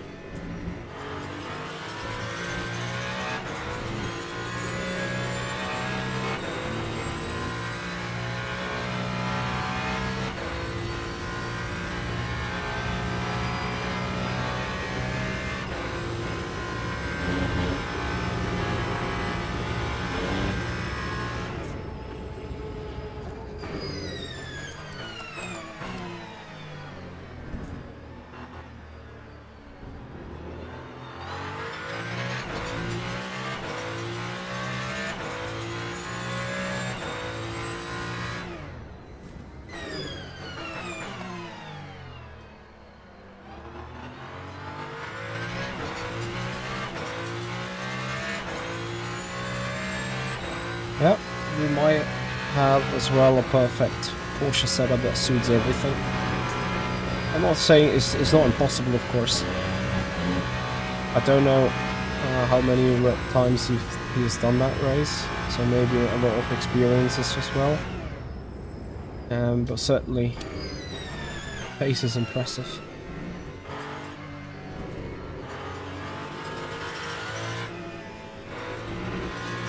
Was he in yesterday in last, like on Saturday's 8 PM split as well?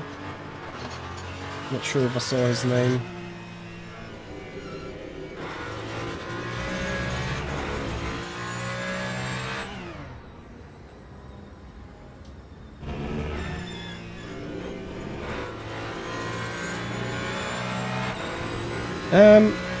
Let's say it like this. I think LMDH here doesn't have the disadvantage that they usually have in jailbreaking. There was 2 heavy braking zones, which is bus stop and turn 1, maybe Camel Straight. But it is all straight, you know, no jailbreaking really required there. So the LMDH disadvantage of the brakes isn't that much, that hard. However, wherever else LMDH would have had issues, like a bad LMDH to have is 40 mile turn 10, let's say. This is so shit what I'm doing. But you know, a 40 mile LMDH is like long sweeping corner that gets tighter and tighter all the time. Their LMDH, I think, has an issue from its geometry, the way the car is running. Okay, last night. Yeah, I would have liked to see how quick they have been compared to the other esport people that were in yesterday's split. Something else that is impressive, every time I'm racing Alexei Fedorchenko, I'm not saying he's super bad in the beginning, but he's nothing special. And then towards the end of a race, that guy gets quicker and quicker the more the time ticks down. I'm almost at the point where I want to say this is annoying. Because you feel safe about him in the first half of the race, and then suddenly he appears, making your life tricky. Anyway, it is this and one more lap to the pits.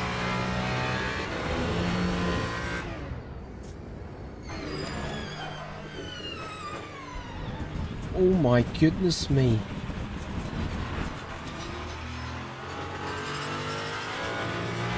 What the fuck is wrong with you, car?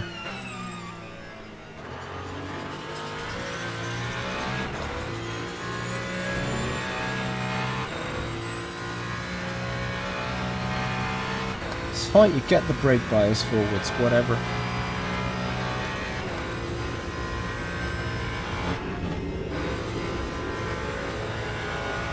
Hands the Pickle, thank you for the follow. Much appreciated, buddy. Well, it's not follow, it's a sub on the YouTube channel, that's just as much appreciated. Okay. Some call it a code brown. I call it a heart attack this time.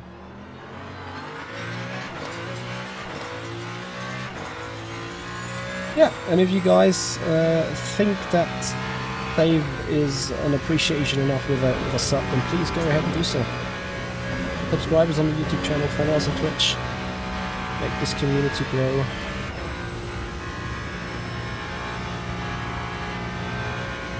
Honestly, I'm in trouble though. Like...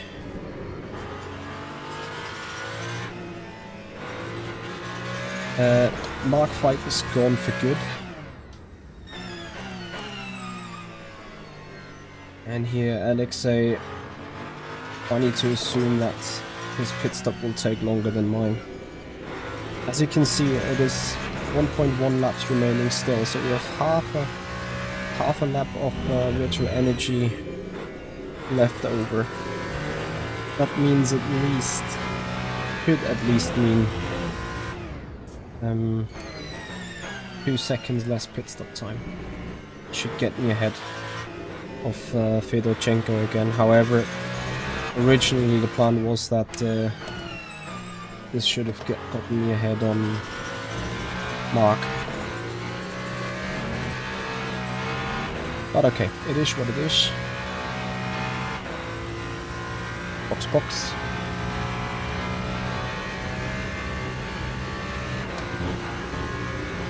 Ferrari is going to be big pain.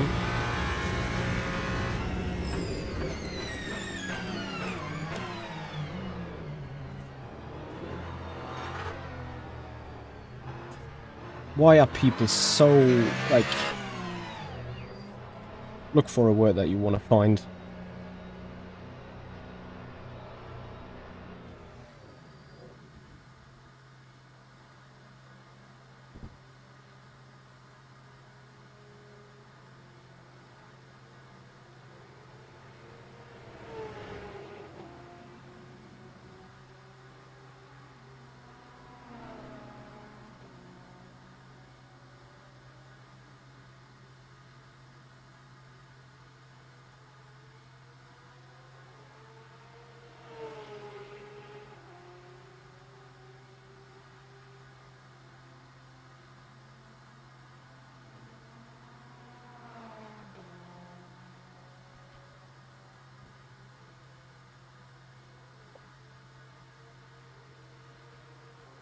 Sniper Kid unpredictable would be a nice way of saying it.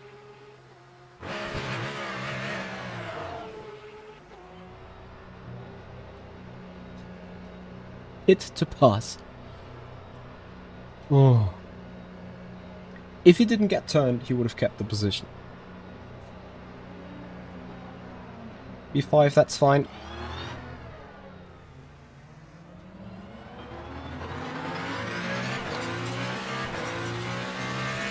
Can for sure be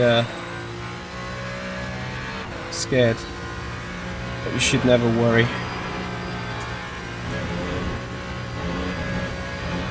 So, this time no presence, no lifting. Oh, we can do lifting.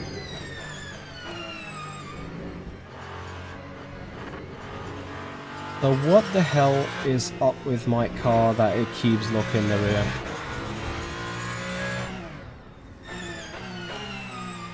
It annoys me so much.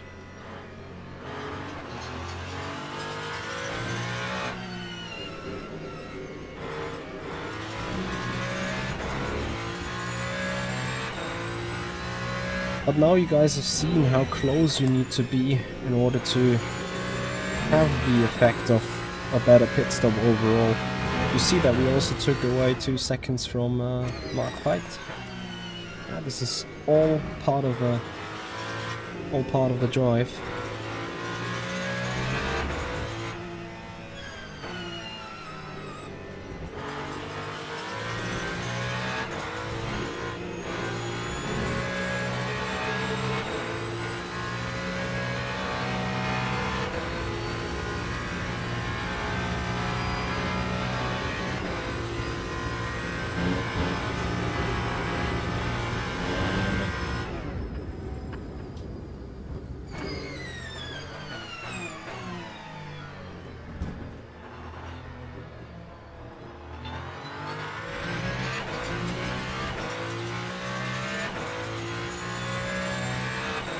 Now Al-Sabti is long gone.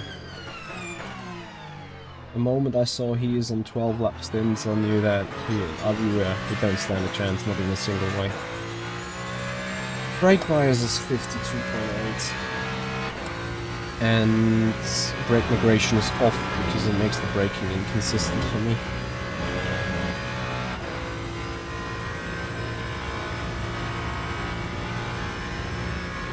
My concern is that Fedorchenko is obviously now sitting behind in the draft, getting free fuel saving. With a BMW that is faster in the straights anyway.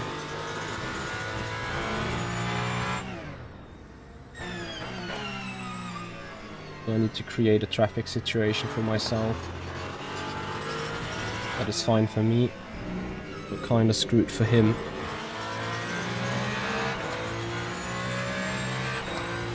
Not like this.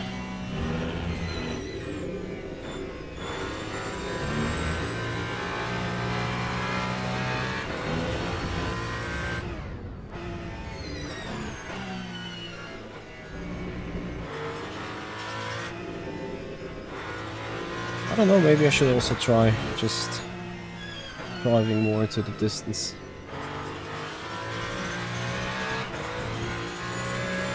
I'm not sure whether rear wing 5 was a good or a bad idea, to be honest.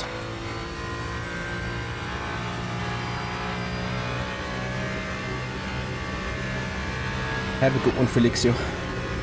See you on Tuesday, hopefully. And once again, thanks for the sub.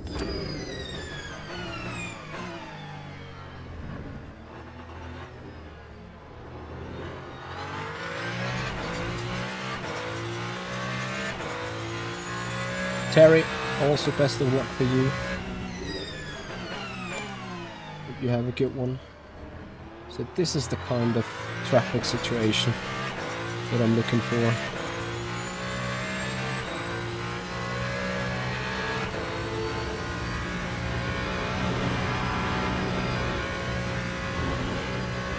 Because that might hurt Fedorchenko a lot.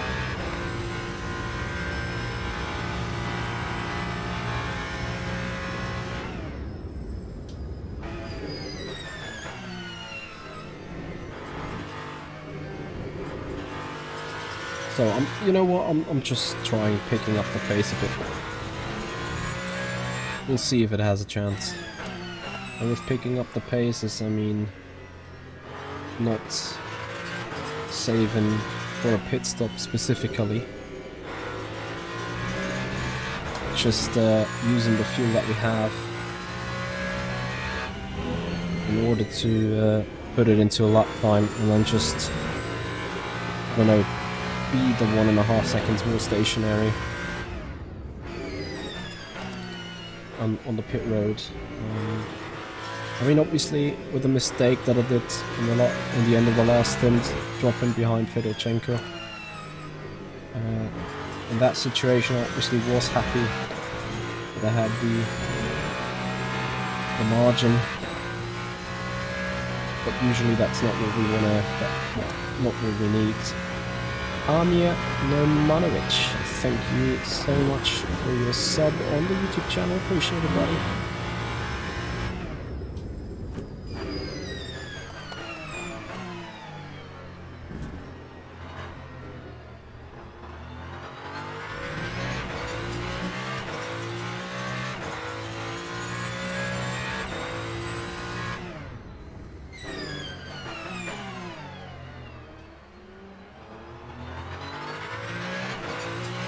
That GTE then is screwing me up big time though. Or is he not? Just about not.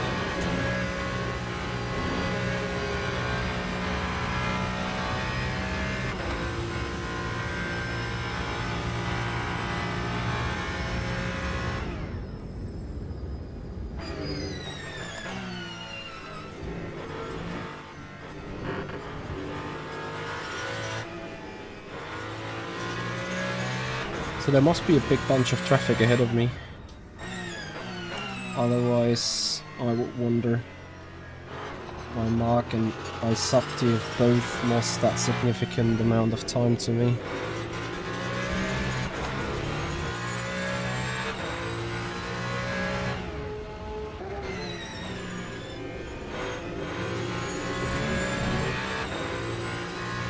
Or has Mark fight another issue? No, I see traffic around him as well.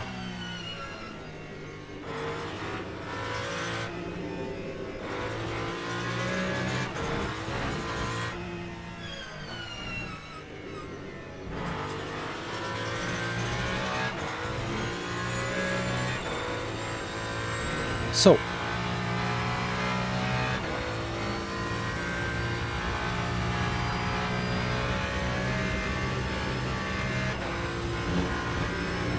7 seconds away.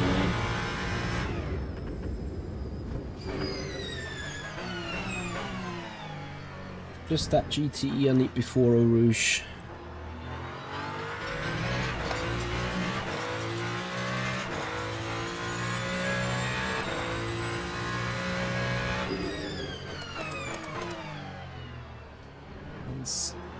No fuel saving because... Bro, I'm gonna come for you. Oh, I shouldn't have done that. Okay. I have a brain fart every now and then as well.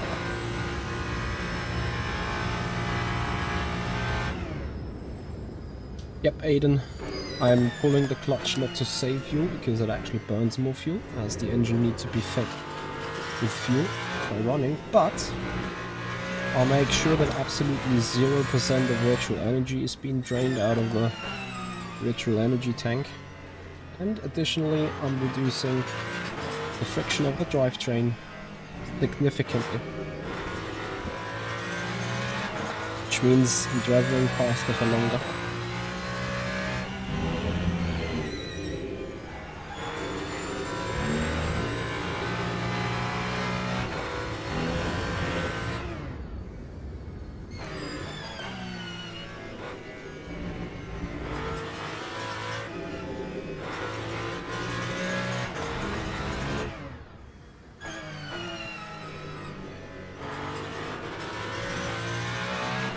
Get this back to 7.7.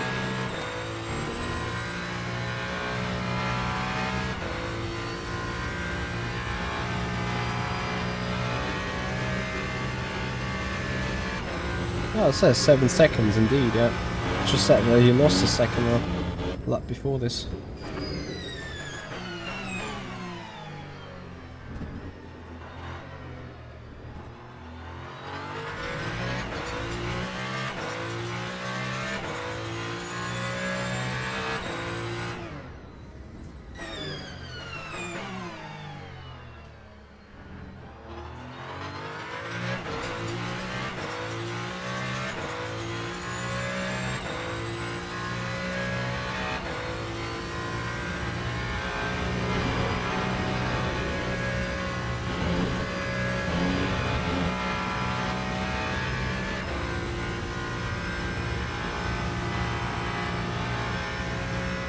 Lucas, no, I think it's just, for me it's a habit, you know. I can also just lift, but then I see the delta timer hitting a 10, like, going more, you know. So, if I would just lift, I would lose more speed, and maybe lose 10.5 more per lap. But I'm only burning like 0.01, 2 or 3 liters of fuel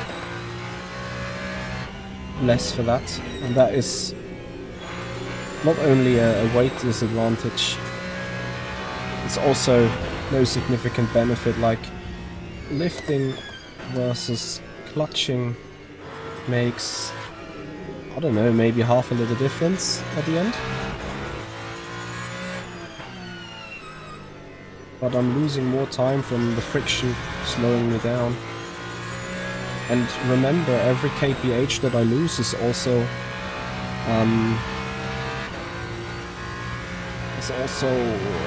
kinetic energy that I can't regen on a braking zone.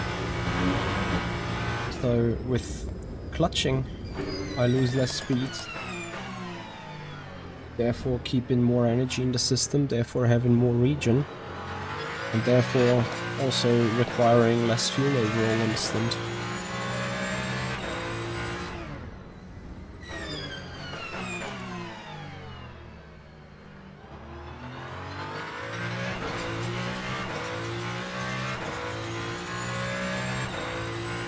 H on, thank you so much.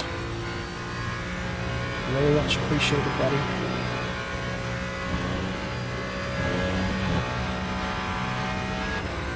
The Mark V must have had terrible luck with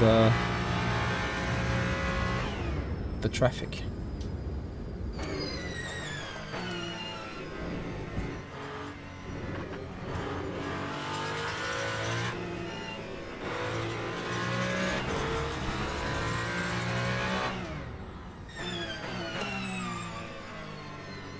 Gap is down to 6.3. And at this stage I'd probably be wishing that I'm still on the save more energy than required strat. Although I'm not too far off that anyway. I think I'm still having a second over. What I'm trying to do now as well, obviously, is timing, hitting these GTEs.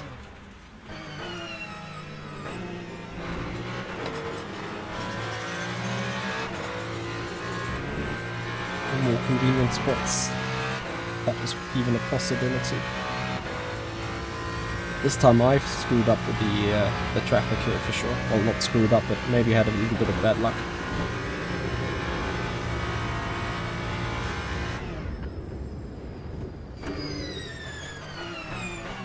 Yeah, and if you guys appreciate the race, if you appreciate the performance, the view, the talk, the strategy, long-term thinking, then please show your appreciation with a sub on the YouTube channel, with a follow on Twitch if you're new to this. And feel free to check out our tutorials across the YouTube channel. You will certainly find some helpful stuff there. Max power. So if you don't clutch, you would have a longer time at the pit stop. No, I would have a shorter time at the pit stop, but marginally, like half a liter is worth like half a second or so. But I would lose probably half a tenth to a full tenth per lap.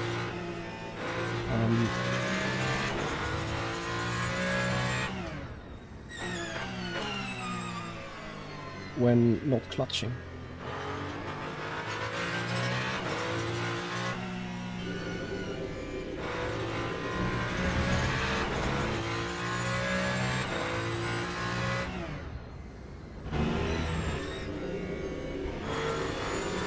Yeah, the longer I have the drivetrain attached to the ground,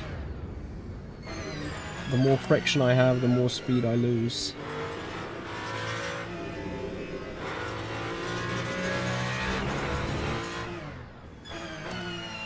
Let's put it like this. The fuel that I would be saving when having the drivetrain attached compared to the pit stop time that I would reduce for that is unequivalent to the time loss in the specific moment. Oh, that is going to be painful for me now. Guys, we're going to be blocked in a rouge.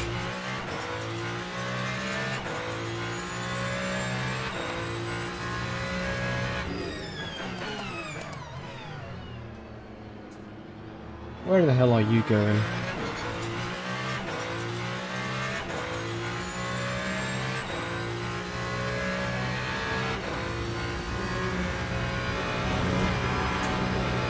Okay, there was no need to brake, but anyway.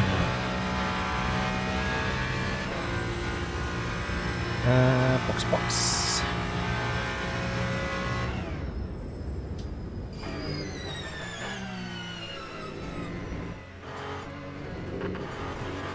I would need to probably explain this more in a silence minute with the wet clutch over coasting. I haven't tested this lately, I have to admit. Like, it is just my physical mind that makes me think that when I don't clutch in and having the drivetrain attached to the car, to the tires, to the ground, then I have more friction, therefore losing more speed. Avix, thank you so much for your follow on the Twitch channel. Much appreciated.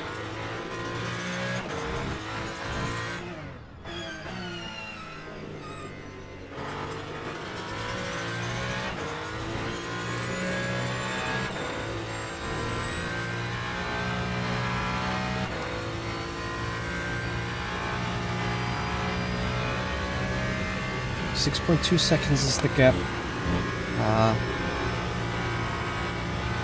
I've lost way too much ground up front.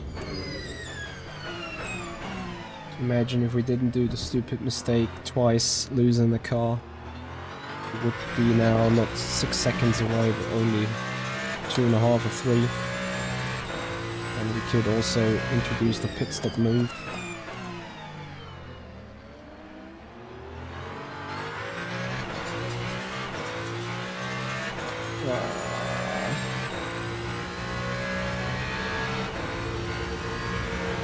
No, this is ever so tight with these GTEs for me.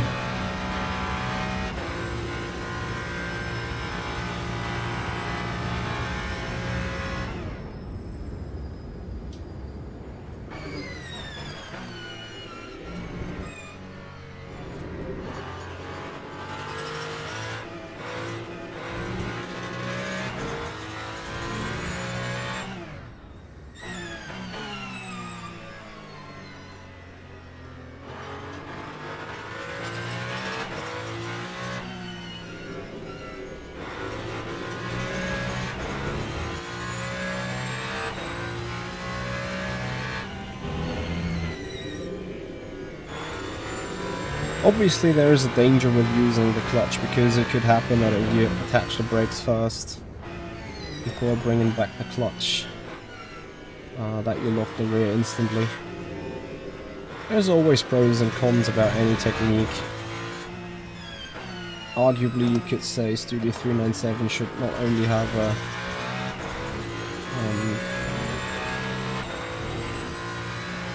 diff protection, but also a clutch protection, that you can't use clutch or anything else in first gear. That would obviously solve the issue.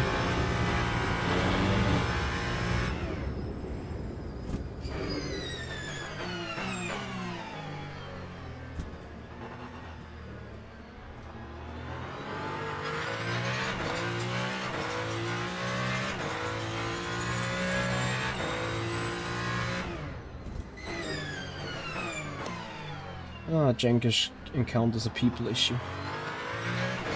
Can relate so good to him.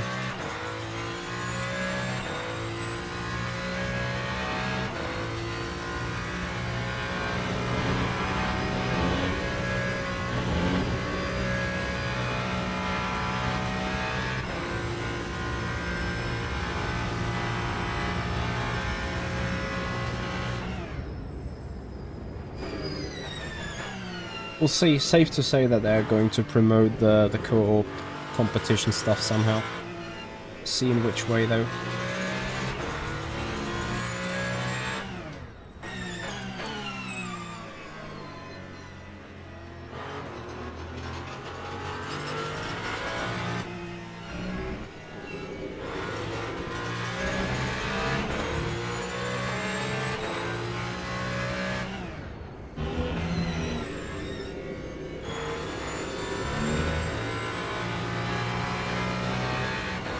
Yeah, I changed tires last pit stop and I'm gonna change tires again.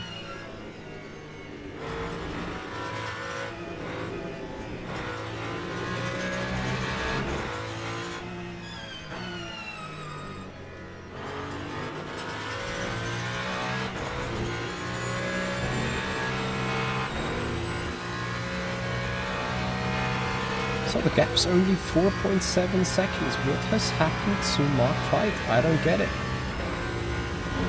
Guy has lost 6 seconds over me this stint before. Oh. Yeah, he's been sent off by a GTE and now he's losing even more time. Guys, can't believe this, suddenly we have a chance for second place here. And as I say this, oh my god, what's happening? We die now. Now we die. There's no chance we're not gonna die.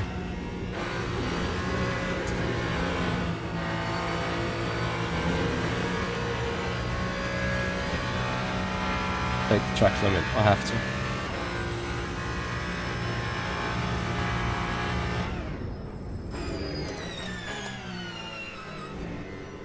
do or die lap. I can make it closer. I have a chance in the last stint. Helicopter, I'm having a 49-inch screen, 31 degrees field of view. You can find a tutorial on my YouTube channel about the field of view.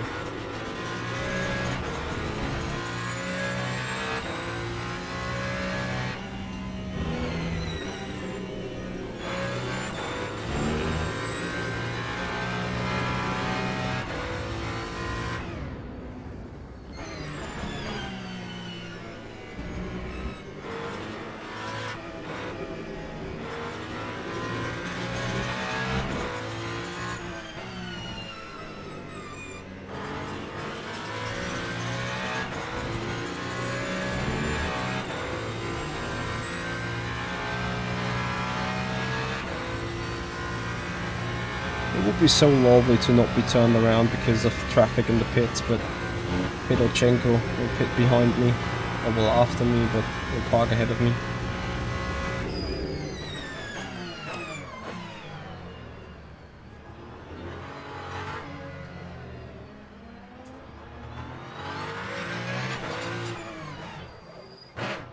Maximum push. 8 is the gap.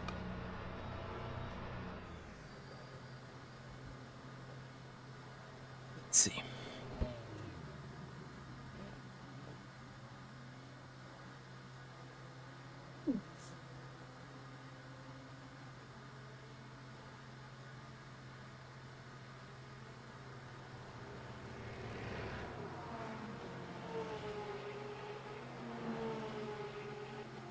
$23 to go.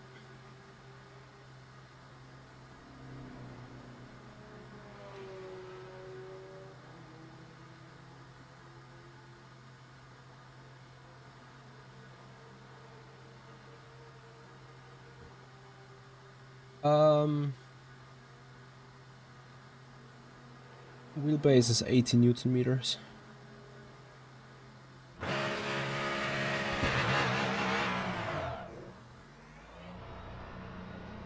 So there is always that turning around. Well, it's now saying only half a tenth. Bip, thank you for the follow. Appreciate it.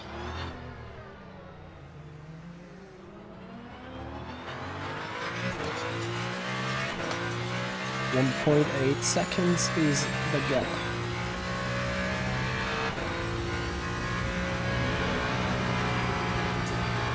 This could still be on.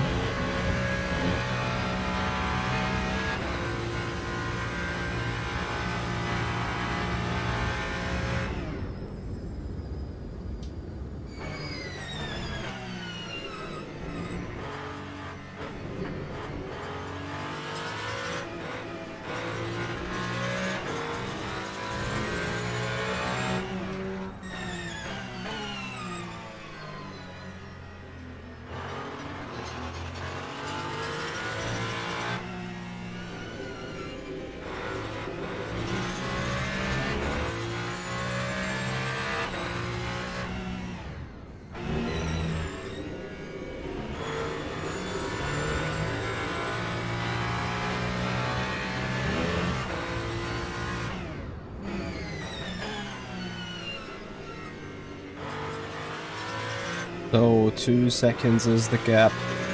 I don't know what has done Mark in the opening stint, or the third stint now. Whether he killed the tires, flat spotted the tires, something made him lose a lot of ground. Yes, 80 Newton meters, absolutely. Well, in game it runs at 60%, so that is, I don't know.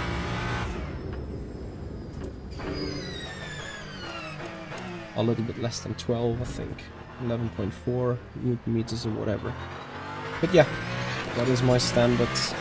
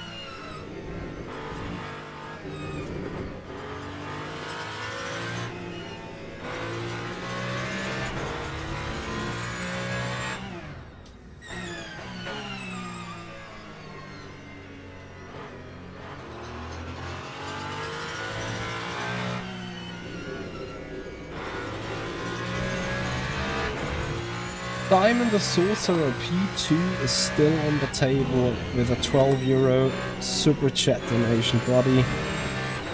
Bless you. Thank you so much for your endless support that you're giving each and every time we're live.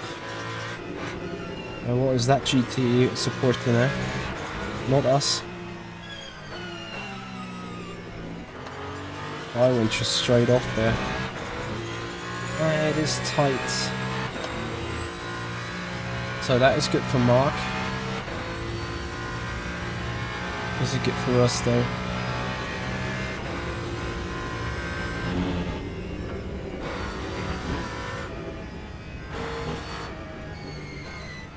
Mark died.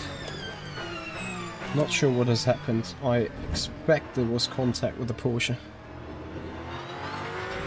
which puts us in second place here at the moment. But suddenly the things turn around. No, we need to keep it steady and clean. Arguably I was bad with the overtaking right now through Blanchimont. Hands up. He is GTV77, thank you so much for your Twitch Prime subscription, buddy. Thank you for that support, much appreciated. Really lovely of you.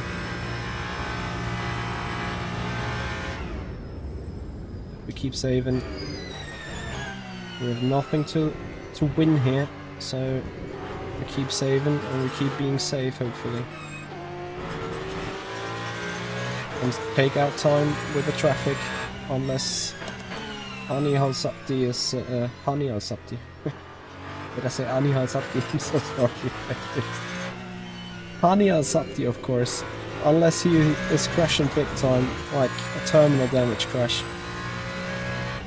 We have no chance of winning, and that would not be deserved either way. You could even argue if it is deserved for me to sit in second for the moment. But then I guess I had a couple of brain farts where I had to catch the car. Now obviously I don't know what has happened to him.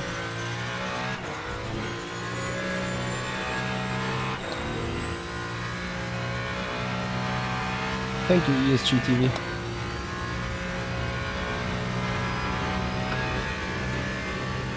Yeah, and if you guys want to support the channel, then please become a follower on Twitch and a subscriber on the YouTube channel if you haven't done already.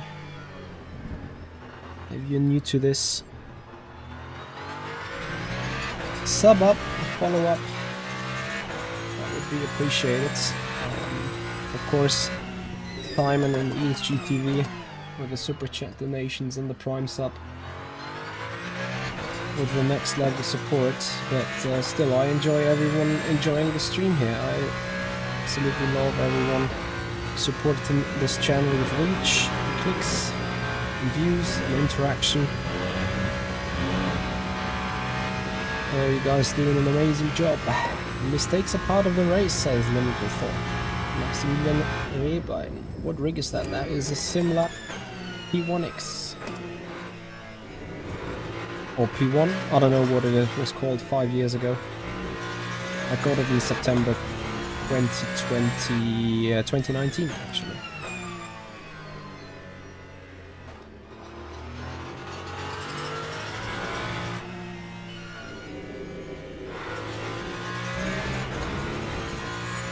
Indian Tech Sub, thank you not only for the follow on Twitch, thank you also very much for the Prime sub, much appreciated.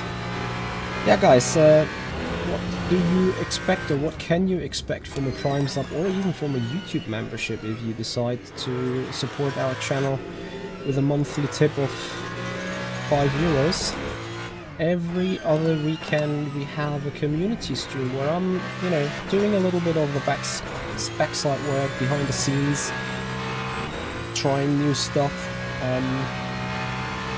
On the next weekend I'm having probably a live stream for my sub-only, membership-only people with a new camera that can do live streaming, and I want to check the quality of it. I want to check how well it works. I want to check for how long it works.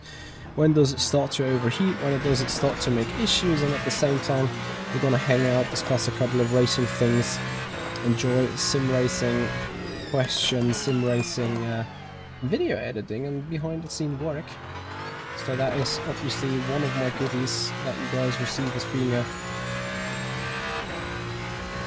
Twitch subscriber or YouTube sponsor, YouTube channel member. So that is something, is a value added for you, hopefully.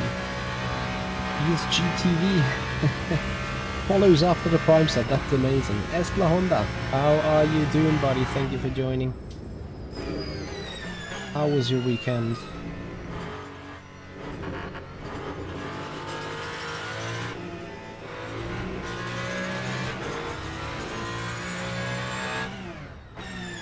I'm using an OSW 18 Newton meter Miege, and the rim that's on top of it is a Goma Sim Industry Formula Pro Elite V1.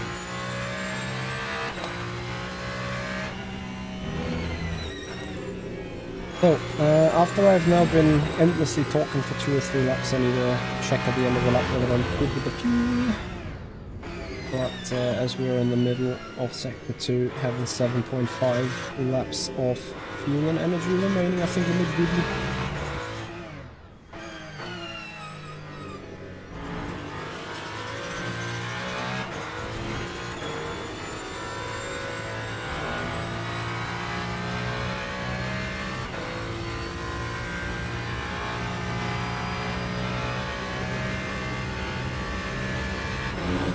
Oh boy, coming from Spain back to Norway is probably a culture shock when it comes to climate conditions, right?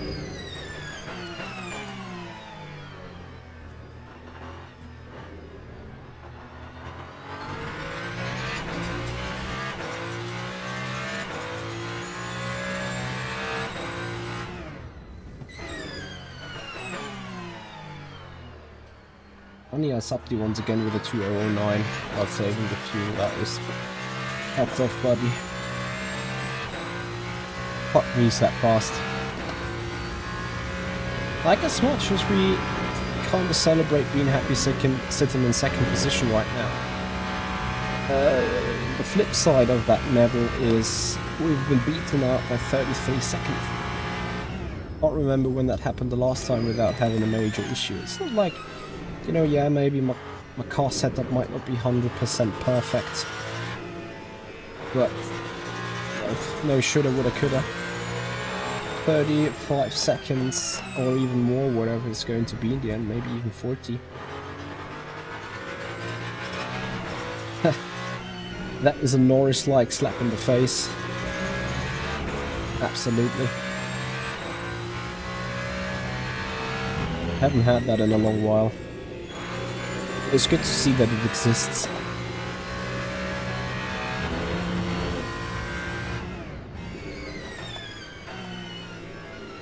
I'm just trying to be careful not to overshoot anything. Like 100 minutes of racing is always stressful in the end. You guys seen it in Formula 1 today.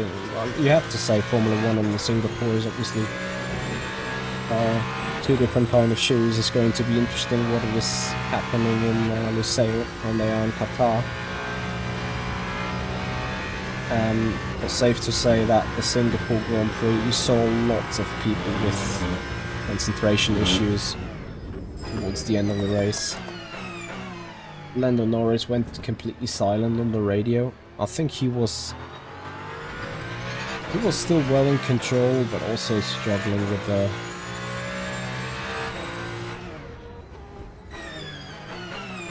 thermal conditions, I'm sure. Harry, you got a DQ and don't know what for. Where did it happen?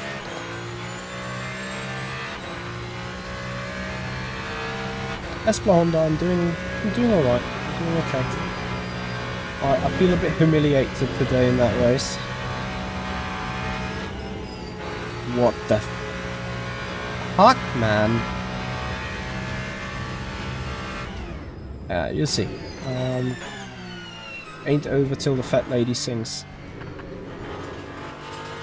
We need to stay alert and anticipate not so smart people at all times. It's not only about making no mistakes, it's also about anticipating what dumb things someone else around you could do, or might actually do.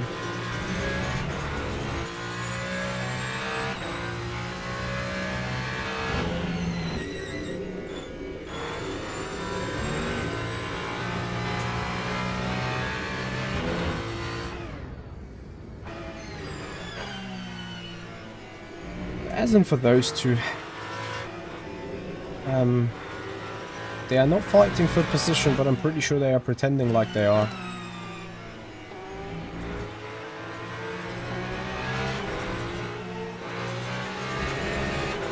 I'm just taking my time. You know exactly what's going to happen, right? So, it's just 8 minutes to go. This is unnecessary risk. For 5 laps to go as well.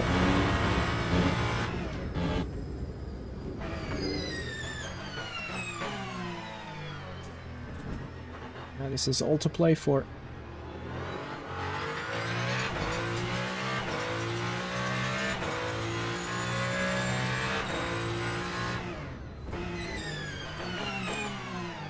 The only thing that shall not happen is me running into too many of these unpredictable traffic situations. Like, car ahead. Jorge Martinez has been a threat for 5 times already in that race. I'm more than happy to have him on the straight now. And you see exactly why he is a threat. He hasn't watched my tutorial about how to drive multi-class car racing in the slower class car. Never ever leave the racing line to get politely out of the way. Complete example for how not to do it. So and I assume that Mark White has heads full to do to keep Fedorchenko behind with probably cobblestone tyres on the car after his high-speed spin in Blanchimont.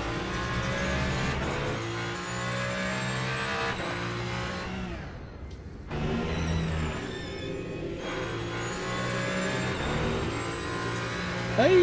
Chenko just killed someone. No, bro.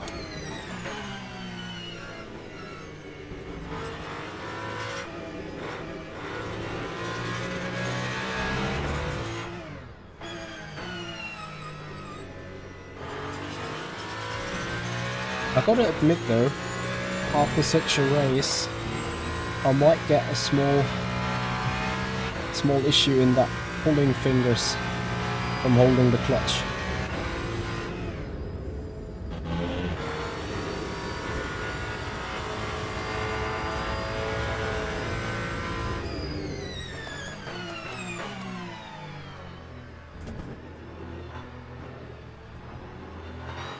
Can I get close enough to that Porsche to not run behind them?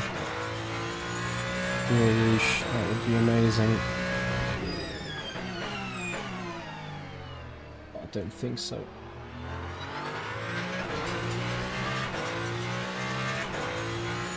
That gap is just 3.5. Ah, come on. Don't need to block me.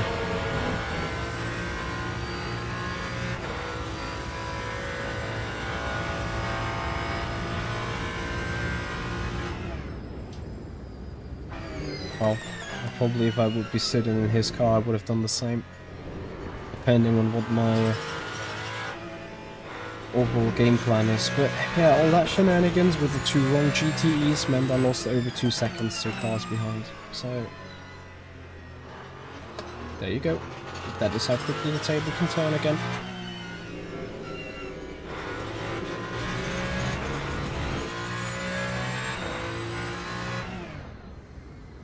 I have clutch pedals on the back end of my steering wheel that I use an axis, like you can see on the telemetry stuff. Hence why it looks so smooth.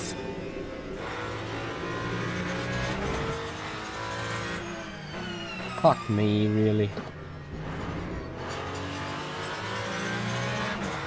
Sorry, Jankish, but I have to. That gap is down to 2 seconds. Awesome. Okay, we're going flat out now. I have 3.5 laps of fuel remaining. I need only 25% of virtual energy. It's 27 right now.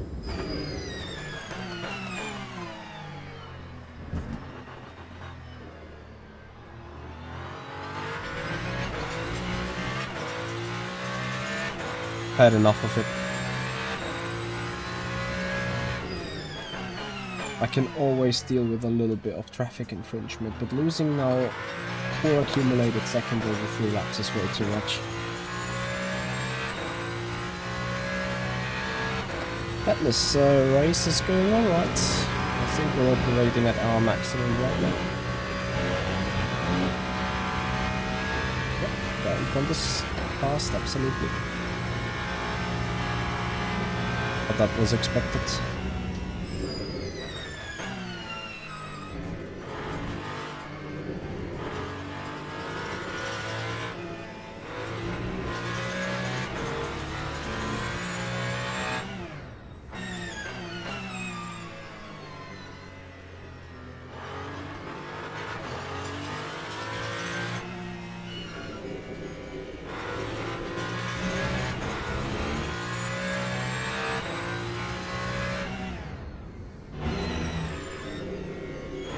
What do you mean what changed between clutch or race your foot?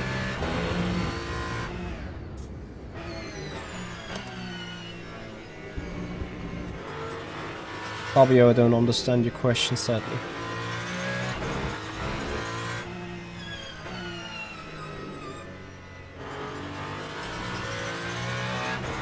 As we have 2 laps to go after this. Atmo boy, what is the tire wear at? There you go.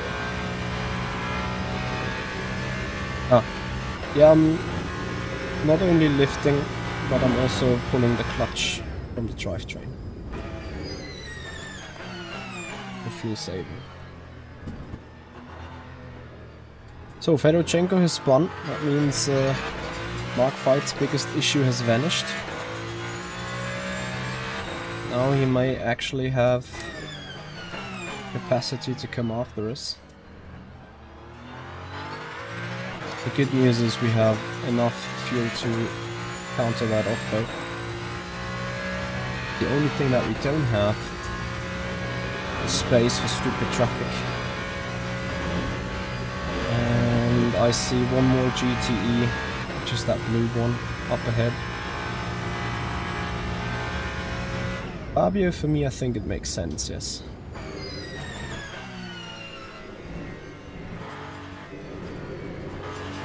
Because I'm reducing the friction of the drivetrain. And clutching in. Losing less speed, having more speed to take some regen from for the battery. Therefore, requiring less fuel in the long run. Losing less time posting and clutching. Multiple effects. Okay, a hypercar that's dead. 1.8 seconds to fight. Just taking it easy. I think also I slowed down with the pace a couple of laps ago. That was tricky and difficult to get back to the rhythm.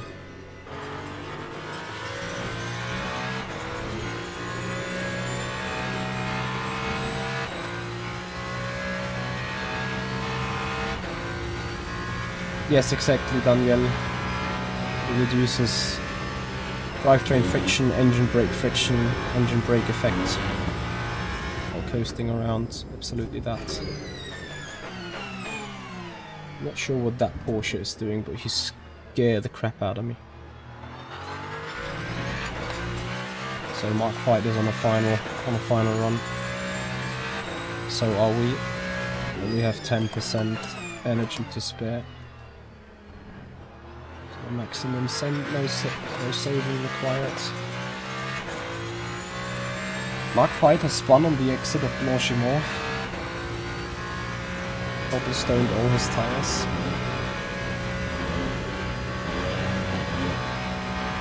I've significantly lost some pace.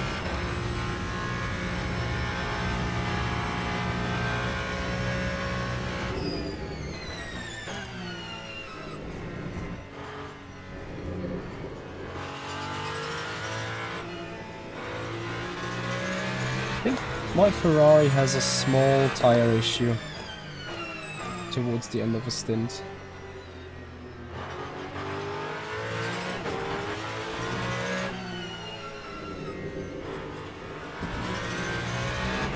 .5 seconds to mark, that should be the decision.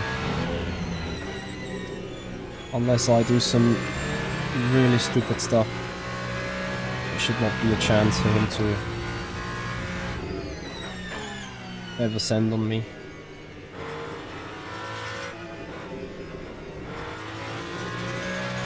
1.7 seconds. Al-Sabti in the finish. What a performance. Well, and the best that we can do is P2 today. Have to accept that. Bad no boy. Yeah, it is the weekly 100-minute race, not 2 hours. 100 minutes.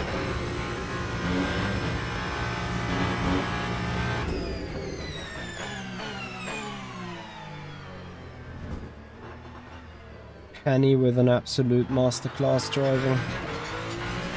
Well, and us with, I think, the maximum that we could reach. P2. It's a podium still. It's best of the rest. As there goes Honey, grinding on the curb. And a car flying. Oh, you know, let's better not look at this. So 1 hour 41, 33.6. It was a strong drive by him, goodness me. Look at the best lap difference, it's just as much as in the qualifying. You can have a look on that actually in the result file. The performance Al-Sabti has put over us in qualifying 100% transfers to the best lap driven. See you, Simon. Thank you again for your super chat donation. Much appreciated. Yeah, guys, regarding Tuesday, new content is dropping. And if you're interested in the Alpine, in the Sottofrescini, in the Circuit of the Americas, and all the other features, then make sure you're subscribed to this channel and that you're followed on this channel, whether that is Twitch or YouTube. Be on it. Be subscribed, be followed. You will receive a lot of videos, a lot of information, a lot of interesting stuff on Tuesday onwards regarding the new DLC 2 content drop on Le Mans Ultimate. So I'm looking forward to see you guys again. We're having a quick look into the result file as soon as... Oh! Kevin Ciclari has bonked the car and is now limping home.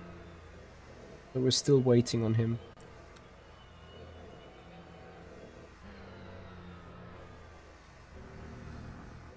At this pace I would have probably put pit limiter and not go faster. It's probably way easier.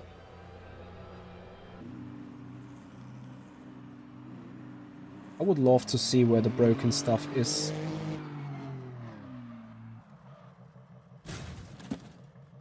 Probably a graphical thing that could be improved. Anyway, all cars are finished. Should have a result file ready. Jenkins, GG to you as well. Nice stuff. Good win. Great performance. Hope everything went fine. I heard you had some moment in between.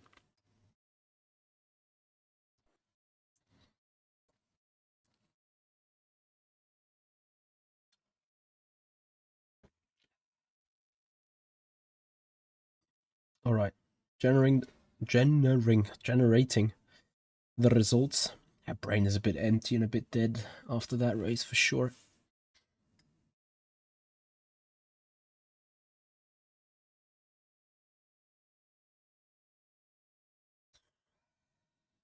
What a let, what a pace.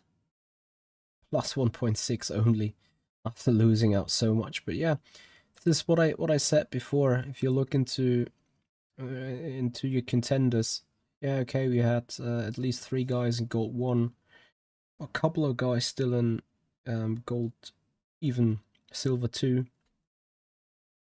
So that kind of limits, obviously, the amount of DR that you can gain.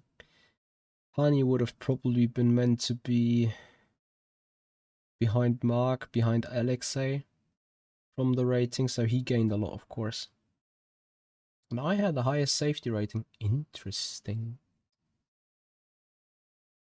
Someone from the BMW drove straight into me. Ah, that sucks. Nico Steislov, thank you so much for your sub on the YouTube channel. How was your race?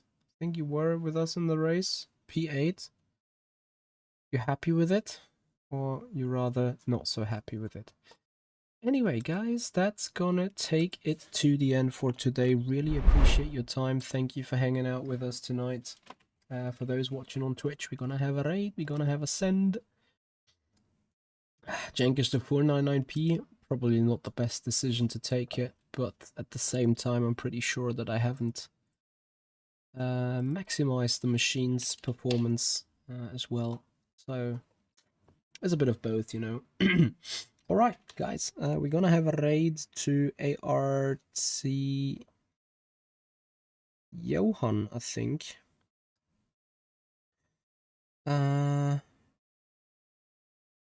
Oh, look, there is still someone with Le Mans Ultimate Nuri. So it's going to be him. Because Nuri 97 is on Le Mans Ultimate. You guys will enjoy Le Mans Ultimate, so I really should stop talking. You guys give him a follow, enjoy the stream with him, and hope to see you guys on Tuesday. See you. Bye bye. And of course, don't forget the sub and the follow on YouTube and Twitch.